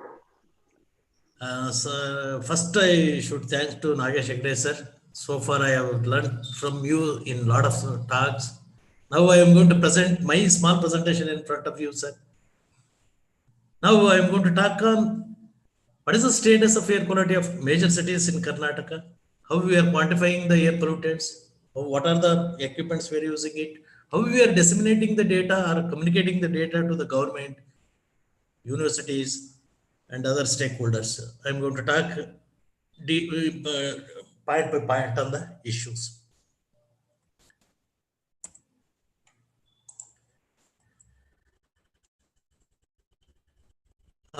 What is the reason for high air pollution in only in cities, not in village side? That is main first reason. We have 86 lakhs of vehicles. Huge quantity numbers of vehicles we have in Bangalore city. That too, more than 75% of 84 lakhs are two-wheelers only. Only Bangalore city is having two-wheelers, 75% of total number of vehicles. This is a more concern. And in Karnataka, there are 2.1 crores of vehicles in the entire state. This is a big polluter. Second thing is traffic congestion in metro cities. Types of vehicles on the road. This is more important. In Bangalore city, you can see more than 30 years old vehicles of vintage vehicles and 30 years old vehicle. That old vehicles are emitting more pollution rather than new four-stroke, new design engines. And Bharat stage 2, 3, and 4. Now we have Bharat stage 4 vehicles on the roads. Another most important thing is fuel adulteration. Now in Bangalore city is kerosene free, but cheaper fuel like thinners, benzene, some solvents, even in district level or taluk level, they are using till date kerosene as an adulterant to save the money on fuel. And next point is large number of DC sets were being used in metro cities, especially government is not supplying continuous power supply, continuous to the business people and commercial areas. Large number of DC sets is being used in metro cities, especially. And last one is lack of tree cover. This is more important. Every year tree cover is decreasing. As per the one IAS report, it is telling that every year tree cover is decreasing trend in Bangalore city. Why we should quantify the air pollutants? To determine the status and trends of ambient air quality in the given city or given state. To ascertain whether the prescribed ambient air quality standards are violated or well within the limit. To identify the non-attainment areas, nothing but polluted areas in the city. To obtain the knowledge and understanding necessary for developing preventive and corrective measures. This is more important. We have to quantify the pollutants in the ambient air in a given city. To understand the natural cleaning process undergoing in the environment through pollution dilution, dispersion, wind-based movement, dry deposition, precipitation, chemical transformation of pollutants generated. Hence, we have to do the quantification of pollutants in the given city. These are the standards Government of India is fixed during 2009. This is stringent standards. Previously, all fixed quantify the pollutants. 12 pollutants we had to quantify in the given city. That too, sulfur dioxide. In this notification, methods of measurement also it is notified. We have to use the same method. If you use low cost technique or any other technique, definitely we are going to get very erratic data, because here atmospheric chemistry is so dynamic and also it's tedious, difficult to quantify the pollutants compared to the water. Water, if we take water, we can quantify the water by repeated collection of water. We can distribute the water, same water to different labs. We can get the good data. Whereas in air, it is very difficult. You cannot repeat the sampling process or quantification process, because wind dynamics, it is moving away from the given place. That's why lot of care we have to take, lot of tedious work, lot of trained people is required to quantify the air pollutants in the given city. And also we have to use only approved methods only, not any other R&D published method or any small gadgets like so many equipments nowadays available in the market. That is not permitted.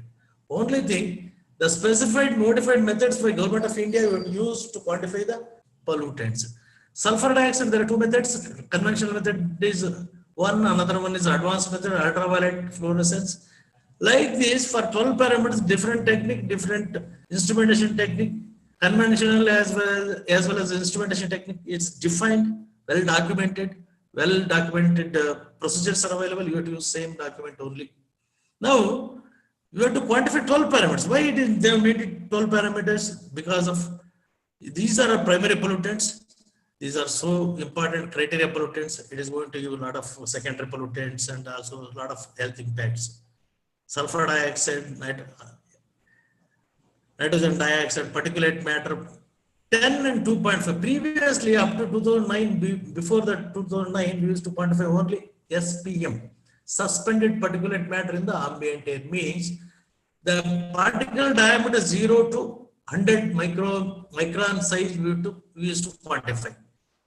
Now that was parameter was SPM was deleted. They have introduced two parameters of crucial one. PM10 means the particle size 0 to 10 micron, and PM2.5 the particle size 0 to 2.5 micron. Because these two types of pollutants are this particulate matter, when you are inhaling, it is penetrating to the inhaling, it is passing to the lungs. Then ozone. Ozone, there are two types, ground level ozone and ambient ozone. Lead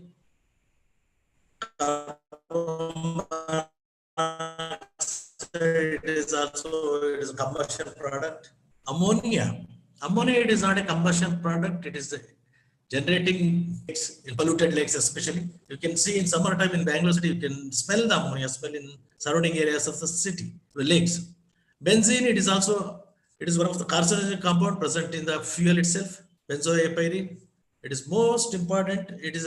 There are 24 polyaromatic hydrocarbons. Among 24, only one benzoyapyrene they have selected because it's highly carcinogenic compound.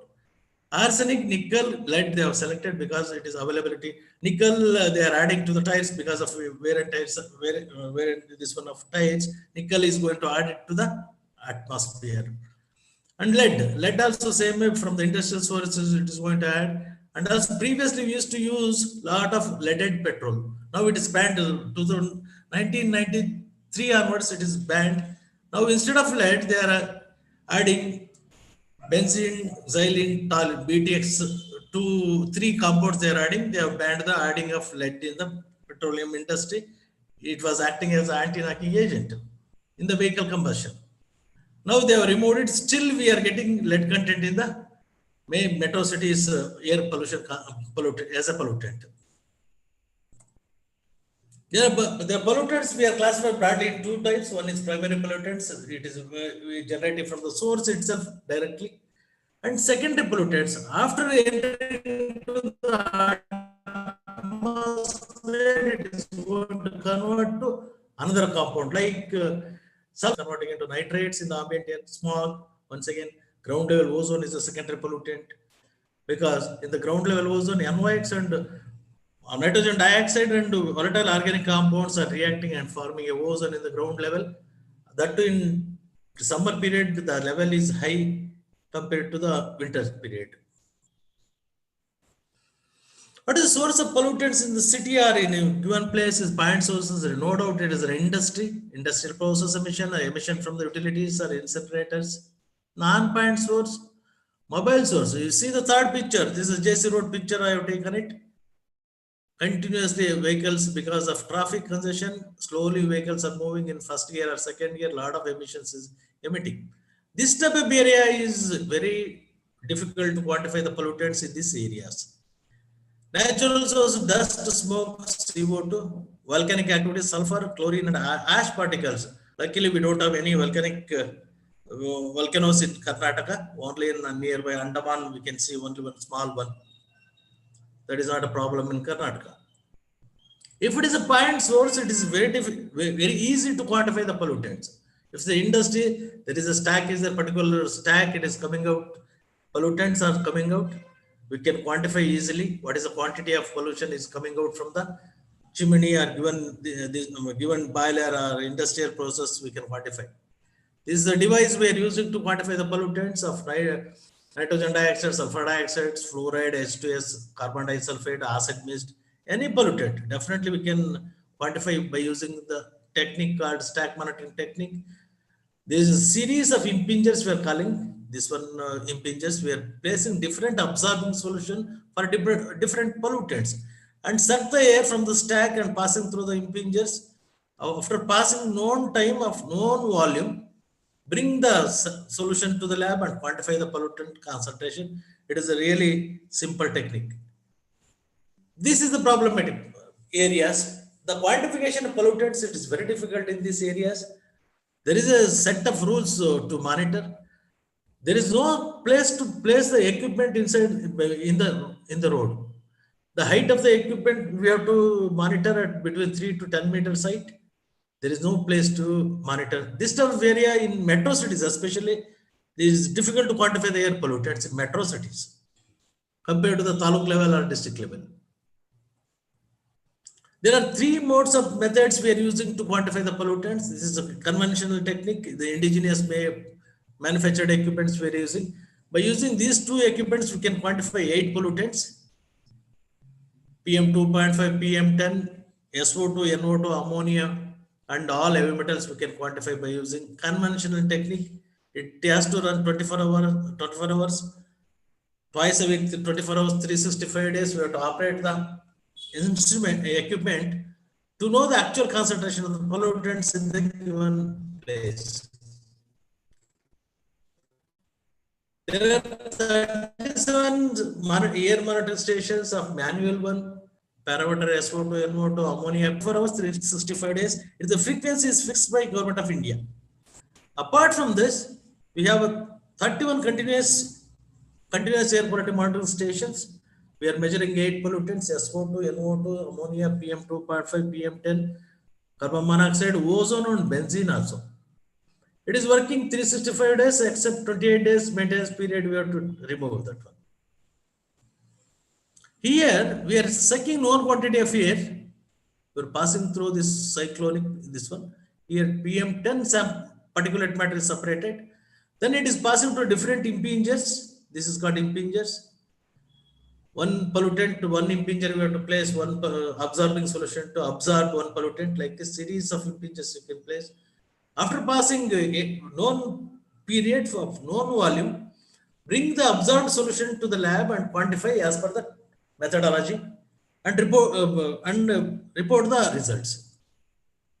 This is the advanced technique. This is called continuous ambient monitoring stations we are calling. This type of equipments we have 31 in Karnataka. 7 in Bangalore and remaining 24 districts in 24 district headquarter we have installed. This here also we are measuring 8 pollutants.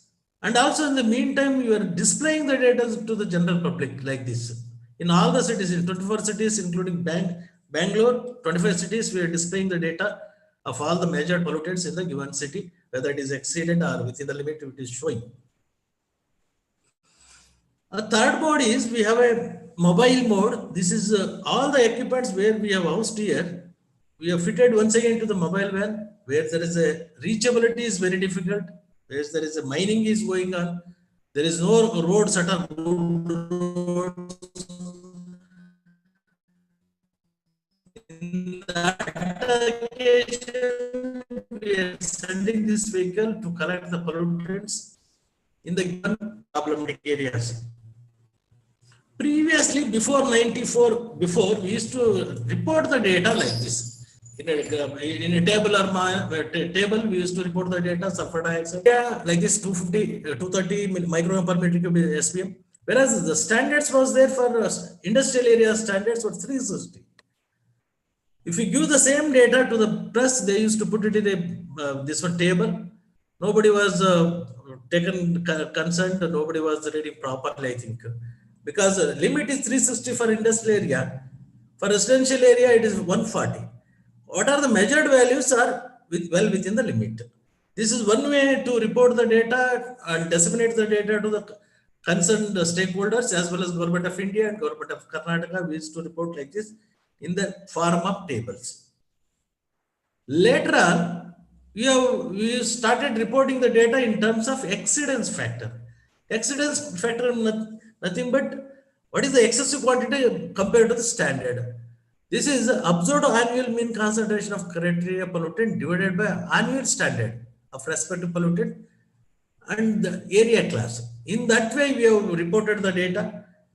If the ratio is 0 to 0.5 is low pollution, there's a green color code. Then second area, it is blue. Then the ratio is 1 to 1.5, highly polluted, high pollution, orange color, and critically polluted area 1.5 and above. It was red. This way we reported the data like this. Even we have given all the data in terms of CEH, critically polluted, highly polluted, like this. During this time also, in the newspapers, there was no much inquiries and all those things. And even government also used to accept this way. Then finally, what we decided, we presented the data to the public in terms of tabular, this type of graphs. You see the standard is 60, this one RSPM means PM10 level is 189. Then the same data of all the stations in Bangalore city and outside Karnataka, it was well published in Hindu paper, and CJ is read that article and he is taken the Sumoto case and filed the case against Pollution Control Board and other concerned departments. And in 2016, because this is standard is 60, this is a data. When you are showing the data in different way, definitely it is going to catch the point and everybody has understand the data. And CJ, Chief Justice of High Court of Karnataka himself, he has taken Sumata case. Then now we are as per the direction, in the Sumata case, as per the direction of High Court, we have constituted a task force committee with different stakeholders of B.U.B, B.W, SSB, and we have formulated 14 action points, 95 action points to control air pollution in metro cities. Now, CPCB as Government of India has told that to present the data in terms of color coding. Now, what we are calculating, air quality index, we are calculating, measure data into weightage. We have given the weightage to the individual parameter based on the toxicity of the parameter. Now, we are calculating the index value by using one equation, and the index, if If it is the AQI, air quality index, is 0 to 50 means the ambient air quality is good. The index value of 51 to 100, the ambient air quality is satisfactory, means here also discomfort you can see. And poor, the index is 201 to 300, very poor 301 to 400. This way, from last 2 years, we are presenting the data to CPCB and the stakeholders, BBMP, Transport Department, Health Department, everybody. Now they are understanding in better way the air quality status.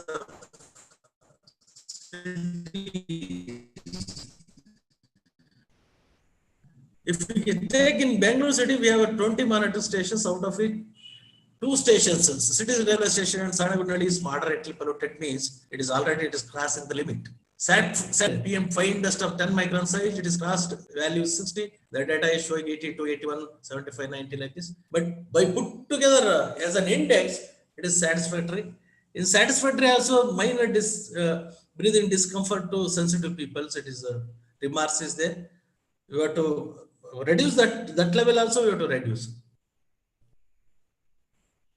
Other than Bangalore city, Kolar, only 6-7 cities are good in ambient air. Mandya, Kodagu, Chamarajanagar, and Bhadravati, Chitradurga, and Bagalkote. The air quality of these cities are good compared to other cities. Remaining cities are satisfactory, means moderately satisfactory, means the index AQI is 51 to 100. If it is 51 to 100, means it is a minor breathing discomfort. Sensitive people can face it. In these also, some areas it is PM10 values are already crossed the national limit of 60 microgram. This is a scenario of remaining cities of Karnataka. Now, it's there are 2 types of pollution quantification. One is top-down process we are calling, and another one is bottom-up process. There are 2 approaches. By measuring the pollution level at a given height, and we are quantifying the pollution level in the ambient air. Another one method is there, top-down process. We have to calculate what is the total consumption of the fuel in the given city. And the vehicle, if you take only one sector, we have taken it. That is, one sector means for transport sector we have taken. The emission factor for individual vehicles, it is released by vehicle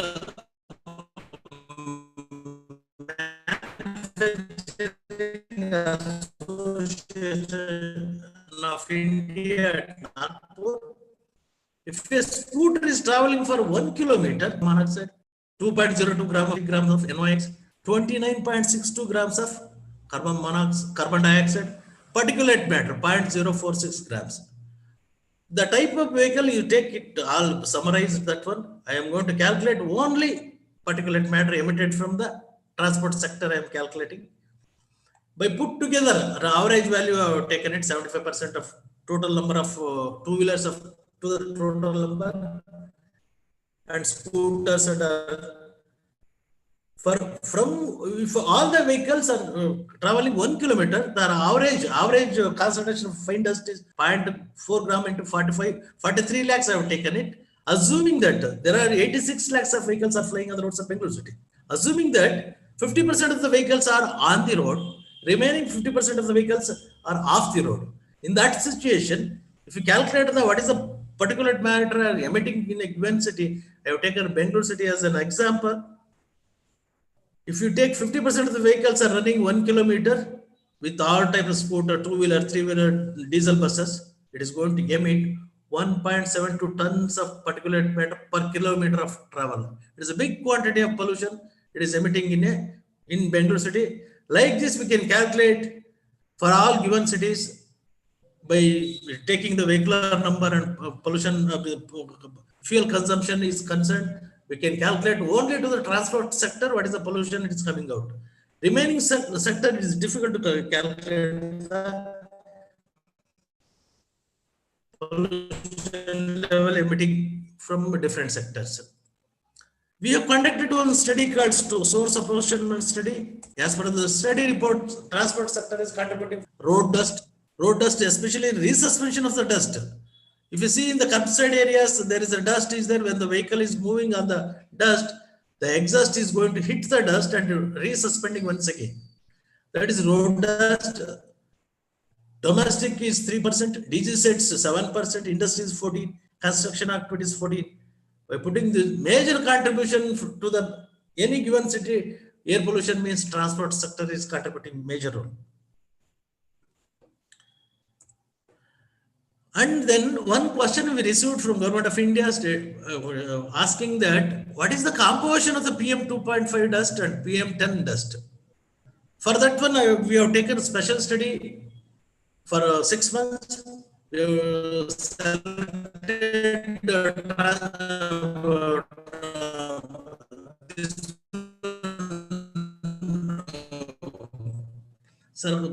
traffic intersections, Central Silk Board. We have collected PM 10 and 2.5. You analyze the fine particles for of PM 2.5 and 10 both by using EDXRF is advanced technique. Energy dispersive X-ray fluorescence spectroscopy we have used to calculate the concentration of different elements present in the dust. We found that this is the equipment we have placed in different traffic intersections. This is the filter paper color. After passing 10 hours, 8 hours or 24 hours of ambient air of Bangalore city, the dust color you see, it becomes total dark. Compared to the other cities are brown in color, whereas in Bangalore city, the dust is smeared with unburned carbon, that's why it becomes blackish. And we analyze the dust particles for 42 elements. You see almost all the elements present in the periodic table you can see in the Bangalore dust. Sodium you can see, magnesium you can see. Apart from the heavy metals is titanium, vanadium, chromium, cobalt, nickel, copper, zinc. Where it is coming to the dust of Bangalore city? This is big question. Then we have characterized this one. We found a lot of good concentration of different metals in the dust. And also we calculated the organic, what is the organic content? Unburned carbon, how much it is there? If you take city railway station, if any dust is containing 93% of organic carbon, and remaining thing all are metals and salts. It is dangerous to the body. Nearly 25 to 26 metals we have observed in Bangalore city. That is heavy metals. Remaining metals, sodium, magnesium, yes. If you analyze any soil sample except calcium, magnesium, whatever titanium, vanadium, chromium, nickel, zinc, lead, where it is coming? It is coming from the vehicles only. Any vehicles is made out of nearly 20 to 25 different types of metals are being used to manufacture the vehicle. Due to the friction in the engine, if the engine is emitting a few atoms of different metals, multiplied by 86 lakhs, it is coming in terms of micrograms. That is the thing. This is the heavy metals contribution.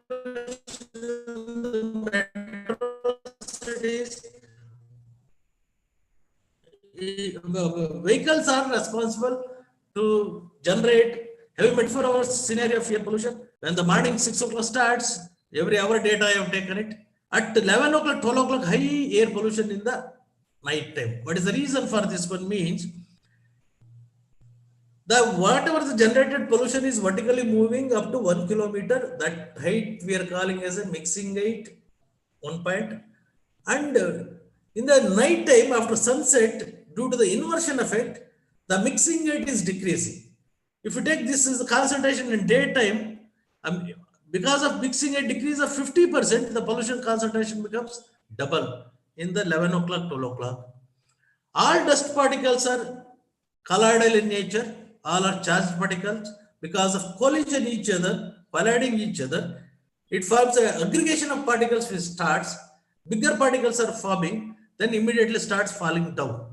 This is a 24-hour scenario of Bangalore city dust. After 1 o'clock only, Bangalore air become cleaning naturally. This is an everyday cycle, this one.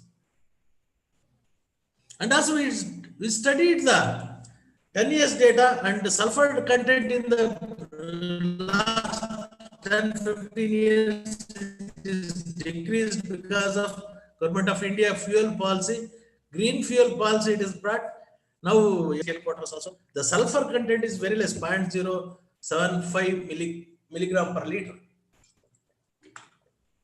That's why sulfur content in any given metro city throughout India is in decreasing trend, well within the national limit.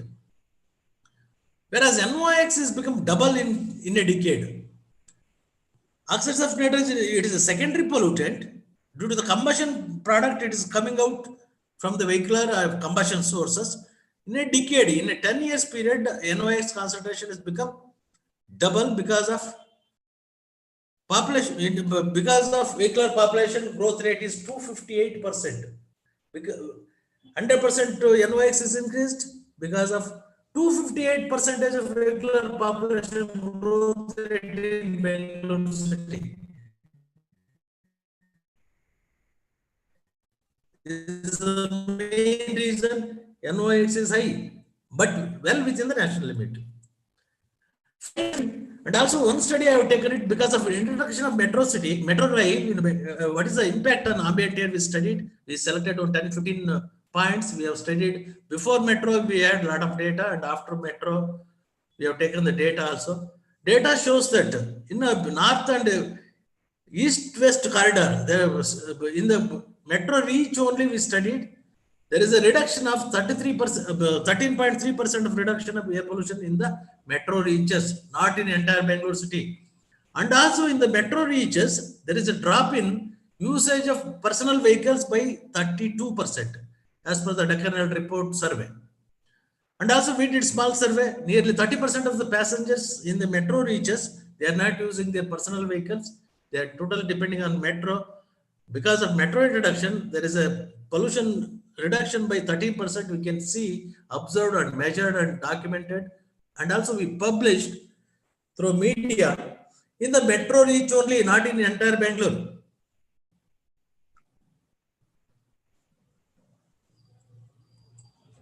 How we are giving the data to the ambient air quality data to Government of India,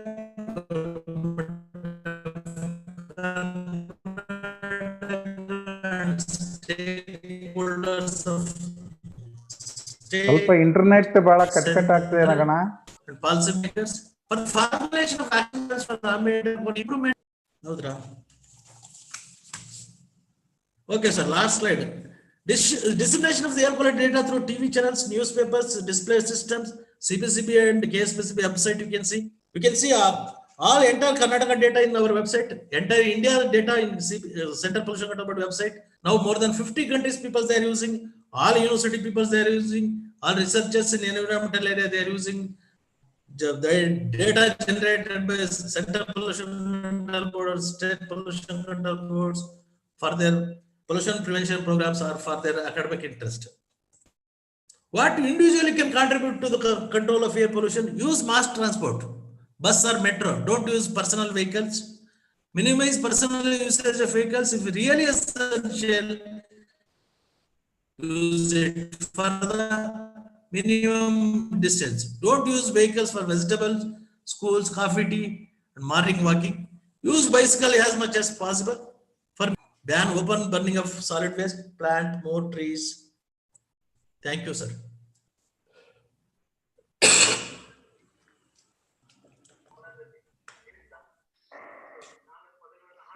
Thank you so much, sir. I think we love the way you simplified the numbers for us. And while there is so much that has been happening and there's so much that can be done, I think the one big question for people like us is where do we start and what do we do about air pollution? I think the metro is a very good example of how it has helped in reducing air pollution. But again, there's this vicious circle because the question is it runs on electricity and electricity is being produced by coal power, thermal power plants, which also adds to air pollution.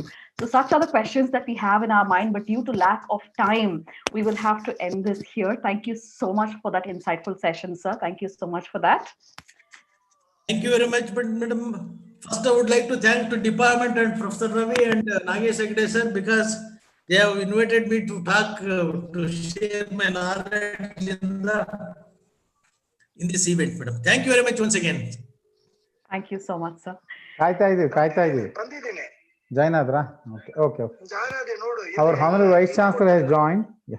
Yes, sir. It's now time for the valedictory remarks, and I now request Dr. Venugopal KR, Honorable Vice Chancellor, Bangalore University, to please deliver the valedictory. I mean, he's not new to this, but I want to give a very brief introduction of Dr. Venugopal. He was the former principal, University Vishveshwaraya College of Engineering in Bangalore University, Bangalore. He obtained his Bachelor of Engineering from University Vishveshwaraya College of Engineering. He receives his Master's degree in Computer Science and Automation from Indian Institute of Science, Bangalore. He was Jainadra, Ravi, sir, I request you to please mute. Thank you, sir. He was awarded PhD in Economics from Bangalore University and PhD in Computer Science from Indian Institute of Technology, Madras. He has distinguished academic career and has degrees in electronics, economics, law, business finance, public relations, communication, industrial relation, computer science, and journalism. He has authored 77 books on computer science and economics. During his 3 decades of service at UVCE, he has over 644 research papers to his credit. His research interests include computer networks, parallel and distributed systems, digital signal processing, and data mining. I now hand it over to Dr. Venugopal KR, Honorable Vice Chancellor, Bangalore University, Bangalore IEEE Fellow, and ACM Distinguished Educator to deliver the valedictory remarks. Sir? There is some connectivity issue. Okay. While we wait for him, I would like to apologize to Dr. Maulya. He has had a question pending for a very long time now, and I'm sorry, it was directed to the first speaker, and it was on agriculture, and we couldn't take it up because the speaker had to leave, and we had very less time. And also Dr. Nandini ma'am from Manipal University. I think I read out only half the question. So I'm sorry for that because there was a technical glitch and I could only see half the question. So sorry for that, ma'am.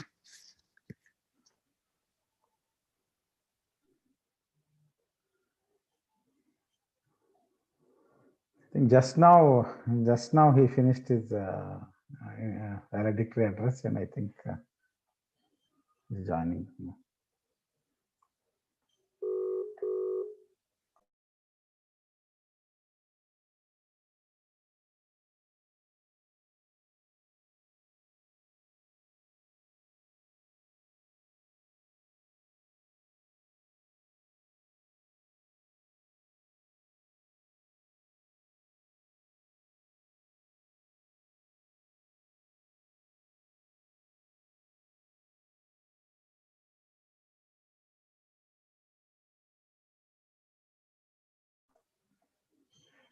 I think any moment he will join. I think by the time I'll wind up. Sir, another 2 minutes he will join.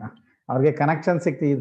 I think this time regularly we are using Zoom, but this time we have an encrypted version where earlier there used to be quite a lot of problems in having Zoom.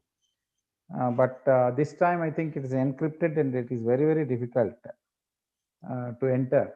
That is one of the reasons why. Mr. Ravi, why don't you ask somebody to sing a song? Sir, before he joins, I think I will wind up, sir. Let him give the valedictory address. And I think in the last, dear friends, the last 3 days, we had an excellent session where we had around 350 participants from different parts of the world.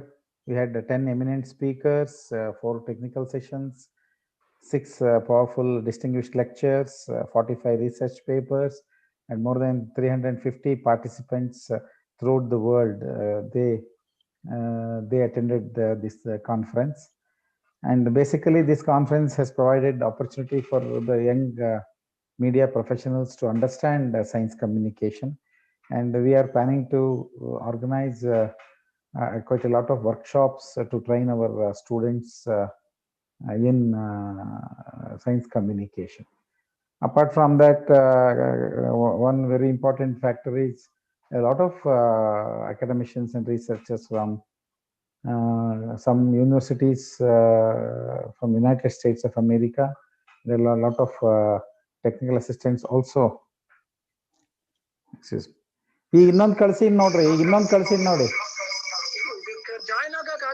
ಅಲ್ಲ, ಈಗ ಇನ್ನೊಂದು ಕಳ್ಸಿ ನೋಡಿ ನಿಮ್ WhatsApp ಅಲ್ಲಿ. ಈಗ latest ಇನ್ನೊಂದು ಕಳ್ಸಿ ನೋಡ್ರಿ link.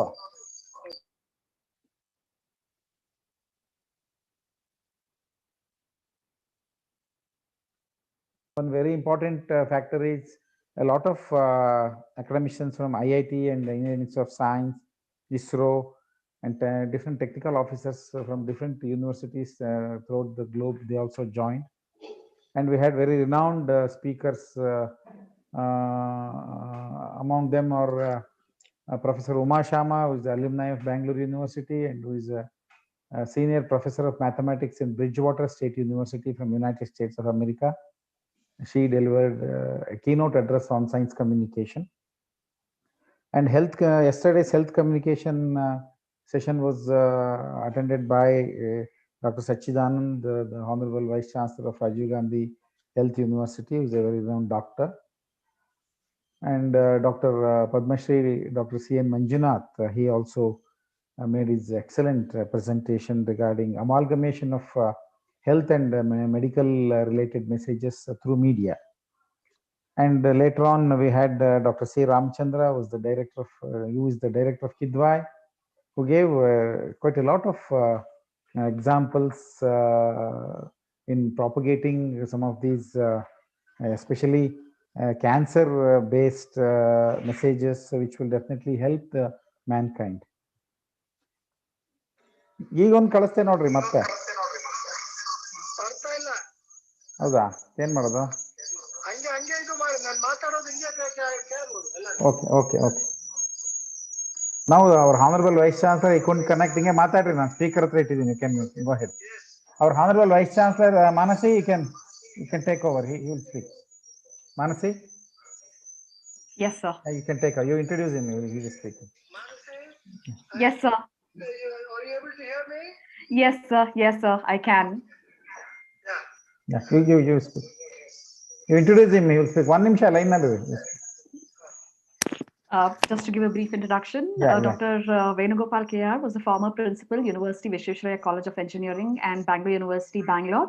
He has distinguished academic career and has degrees in electronics, economics, law, business finance, public relations, communication, industrial relations, computer science, and journalism. He has authored 77 books on computer science and economics. During his 3 decades of service at UVCE, he has over 644 research papers to his credit. His research interests include computer networks, parallel and distributed systems, digital signal processing, and data mining. I now hand it over to Dr. Venugopal KR, Honorable Vice Chancellor, Bangalore University, Bangalore IEEE Fellow, and ICM Distinguished Educator, to deliver the valedictory remarks. Nagesh Hegde ಅವರು ಇದ್ದಾರೆ. I'm able to see everybody, but I am not able to log in because I logged in and the video is not working, I think. And the connection which you have shown, even it is not opening in other devices. Sorry to hear that, sir, but we can hear you. We can hear you quite clearly. I just finished the validity address in the regular channel, and this is the last validity address of the International Science Fiction Conference. My thanks and gratitude goes to Professor B.K. Ravi for organizing this wonderful 3-day International Science Conference.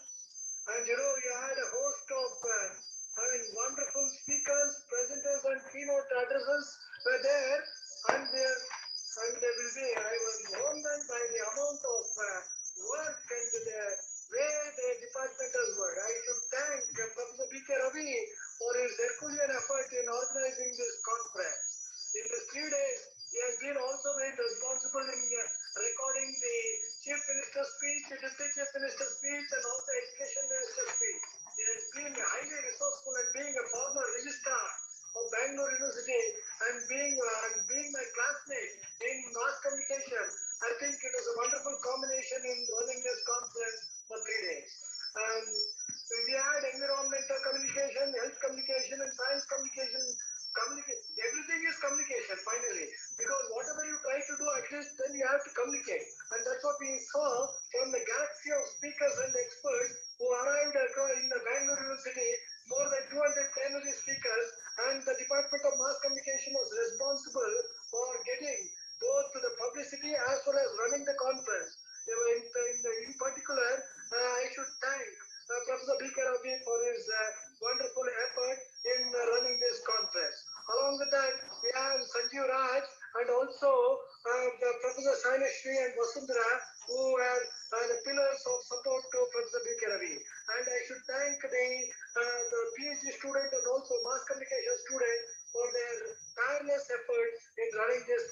conference. And since you are not seeing me, and I can keep talking like this, but it is a wonderful performance by Bangalore University, and it is a milestone in the annals of Bangalore University, and the credit goes to the Department of Mass Communication for their effort in publicity as well as running the conference. And Manasi, what this thing, I mean, you keep on talking and anchoring, and I do not know your, the anchoring performance is really, it is done very well, and I kudos to you, Srimati Mrs. Manasi. So thank you for giving me an opportunity to deliver this. I've been talking since morning, and this is the last or the curtain down. I was a curtain raiser. Now the curtain is down with this final valedictory speech. Thank you, Ravi. My gratitude, I am grateful to you for running this conference and on a mass media, the mass media department. Thank you. Thank you very much. Very grateful to you. Thank you very much. Thank you so much, sir. Thank you. Thank you very much for joining.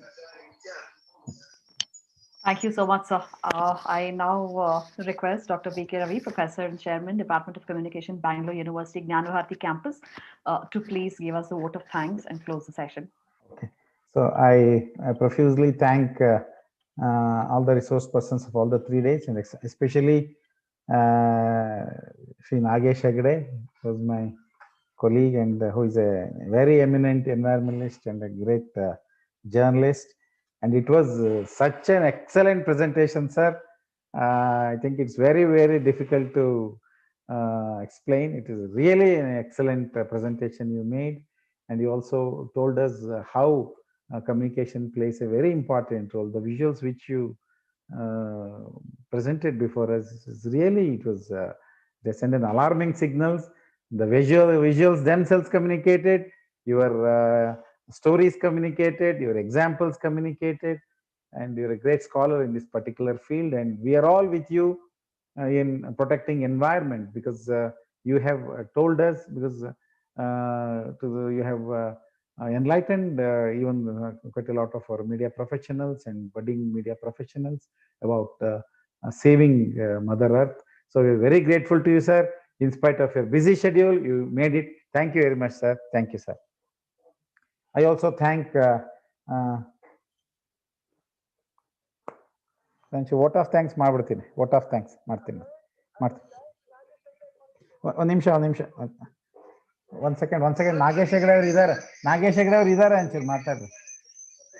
Nagesh Hegde sir, wonderful discourse, sir. I missed your talk. Thank you. I also wanted to, I put a photo of you in my presentation just to draw your attention for a little thing. I suppose, I'm sure Professor B.K. Ravi will explain to you what my little desire is.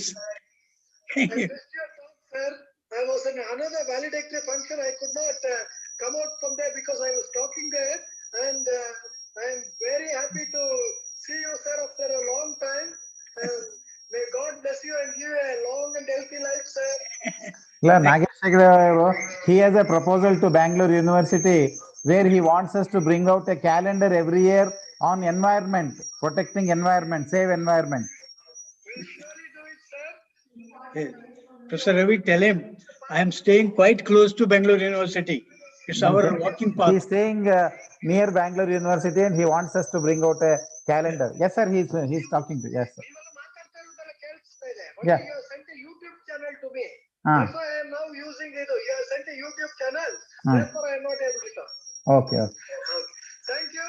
Thank you, one and all. Thank you, Nagesh Hegde, sir. Thank you. Okay. Thank you.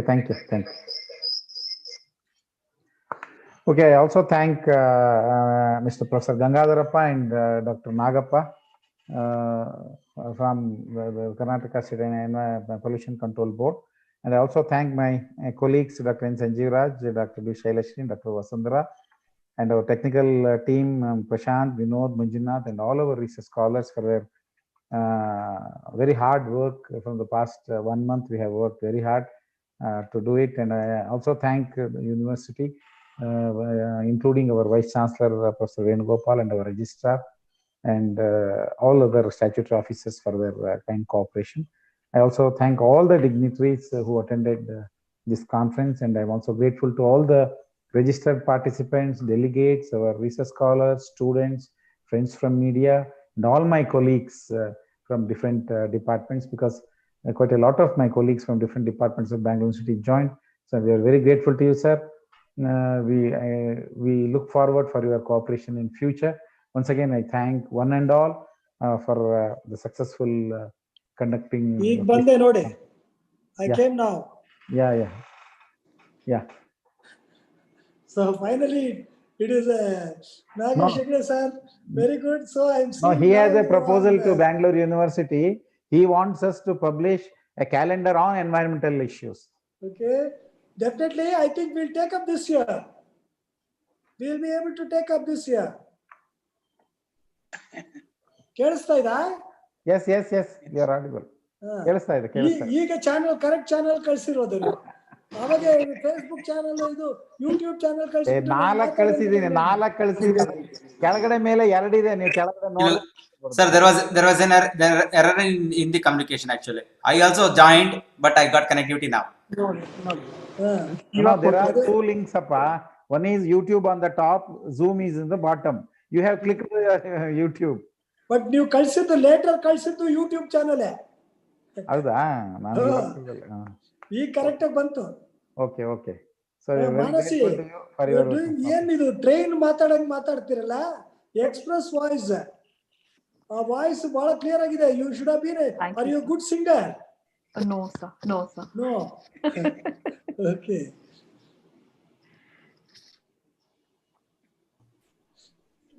Sir Nagesh Hegde sir, ನಮ್ಮ ನಮನಗಳು ತಮಗೆ. ನಮಸ್ತೆ ತಮಗೂ ನಮಸ್ಕಾರ. Okay, wind up ಮಾಡೋಣ. ಆಯ್ತು, vote of thanks ಮುಗೀತು. ಎಲ್ಲರೂ ನೋಡಿದ್ರಲ್ಲ ಈ ಚಟರು. ಒಂದು ಫೋಟೋಗ್ರಾಫ್ ತಗೊಂಡ್ಬಿಡಿ. Last click. Yeah. Take the photograph and ask all the people to switch on their video. Take this last photograph. Can everybody please switch on your camera? All switch on the camera. All the participants switch on the camera. Video for the group photograph.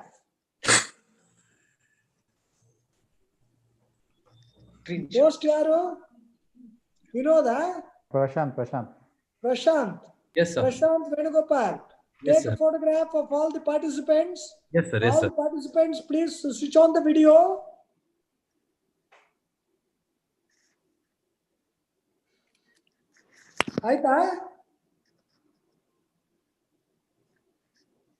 ಆಯ್ತಾ ಪ್ರಶಾಂತ್ ವೇಣುಗೋಪಾಲ್? ಆಯ್ತು sir. Okay, namaskar. Okay, thank you very much. Thank you one and all. Thank you, sir. Thank you so much, Thank everybody. you. Thank you so much, sir. With that, we close the session, the 3-day session. I'm sure there are more questions that are coming in. So I just wanted to tell that if you have questions, you could just email us on chairman DOC, that's CHAIRMAN DOC, that's Department of Communication, B.U.B, that's Bangalore University, Bangalore, @gmail.com. Thank you so much. One second. I think our friend Satish Nanjappa has attended all the 3 sessions from US. He's a researcher and a technical consultant from United States of America. Satish Nanjappa has joined, and our friend Mamata from University of Mysore. ಯಾವ batch Satish Nanjappa? Satish. It is honor and privilege to attend this 3-day conference. It is very well organized by under the leadership of Professor B.K. Ravi and other delegates. Thank you very much. I studied in the Vishweshwaraya Technological University, and I am serving as the India Association President here in the United States. Thank you, sir. We are very happy to have you with us in Bangalore University. Thank you very much, sir. Thank you. So I think I should thank Sharda from NMKRV and Nagraj Kamsali from Physics Department and all our research scholars team. Again, I think there are quite a lot of people whom I have to mention. So we are very grateful to all of you. So thank you very much. So I think again we have to thank our Honorable Vice Chancellor for giving us an opportunity to organize such an excellent conference. Without his support, encouragement and guidance, there never been so much success. I think as I already told you, This is one of the mega events that has happened. 12 channels at one stretch, and amalgamation and convergence of all different fraternities. It's science, technology, humanities, social sciences. Everybody coming on one platform is a very unique thing.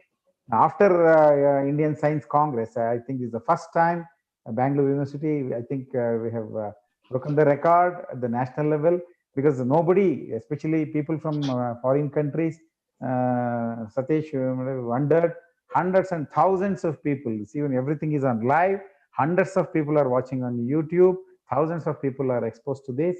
So I think once again I have to thank Professor Venugopal for his support, because he's also the alumni of a department. In spite of his busy schedule, also he made it. That shows his affection towards our department. So we're very grateful to you, sir. Once again, I thank all of you for your support. Let us continue this academic endeavor in future. Stay safe. All the best. Thank you very much. Namaste. Good night.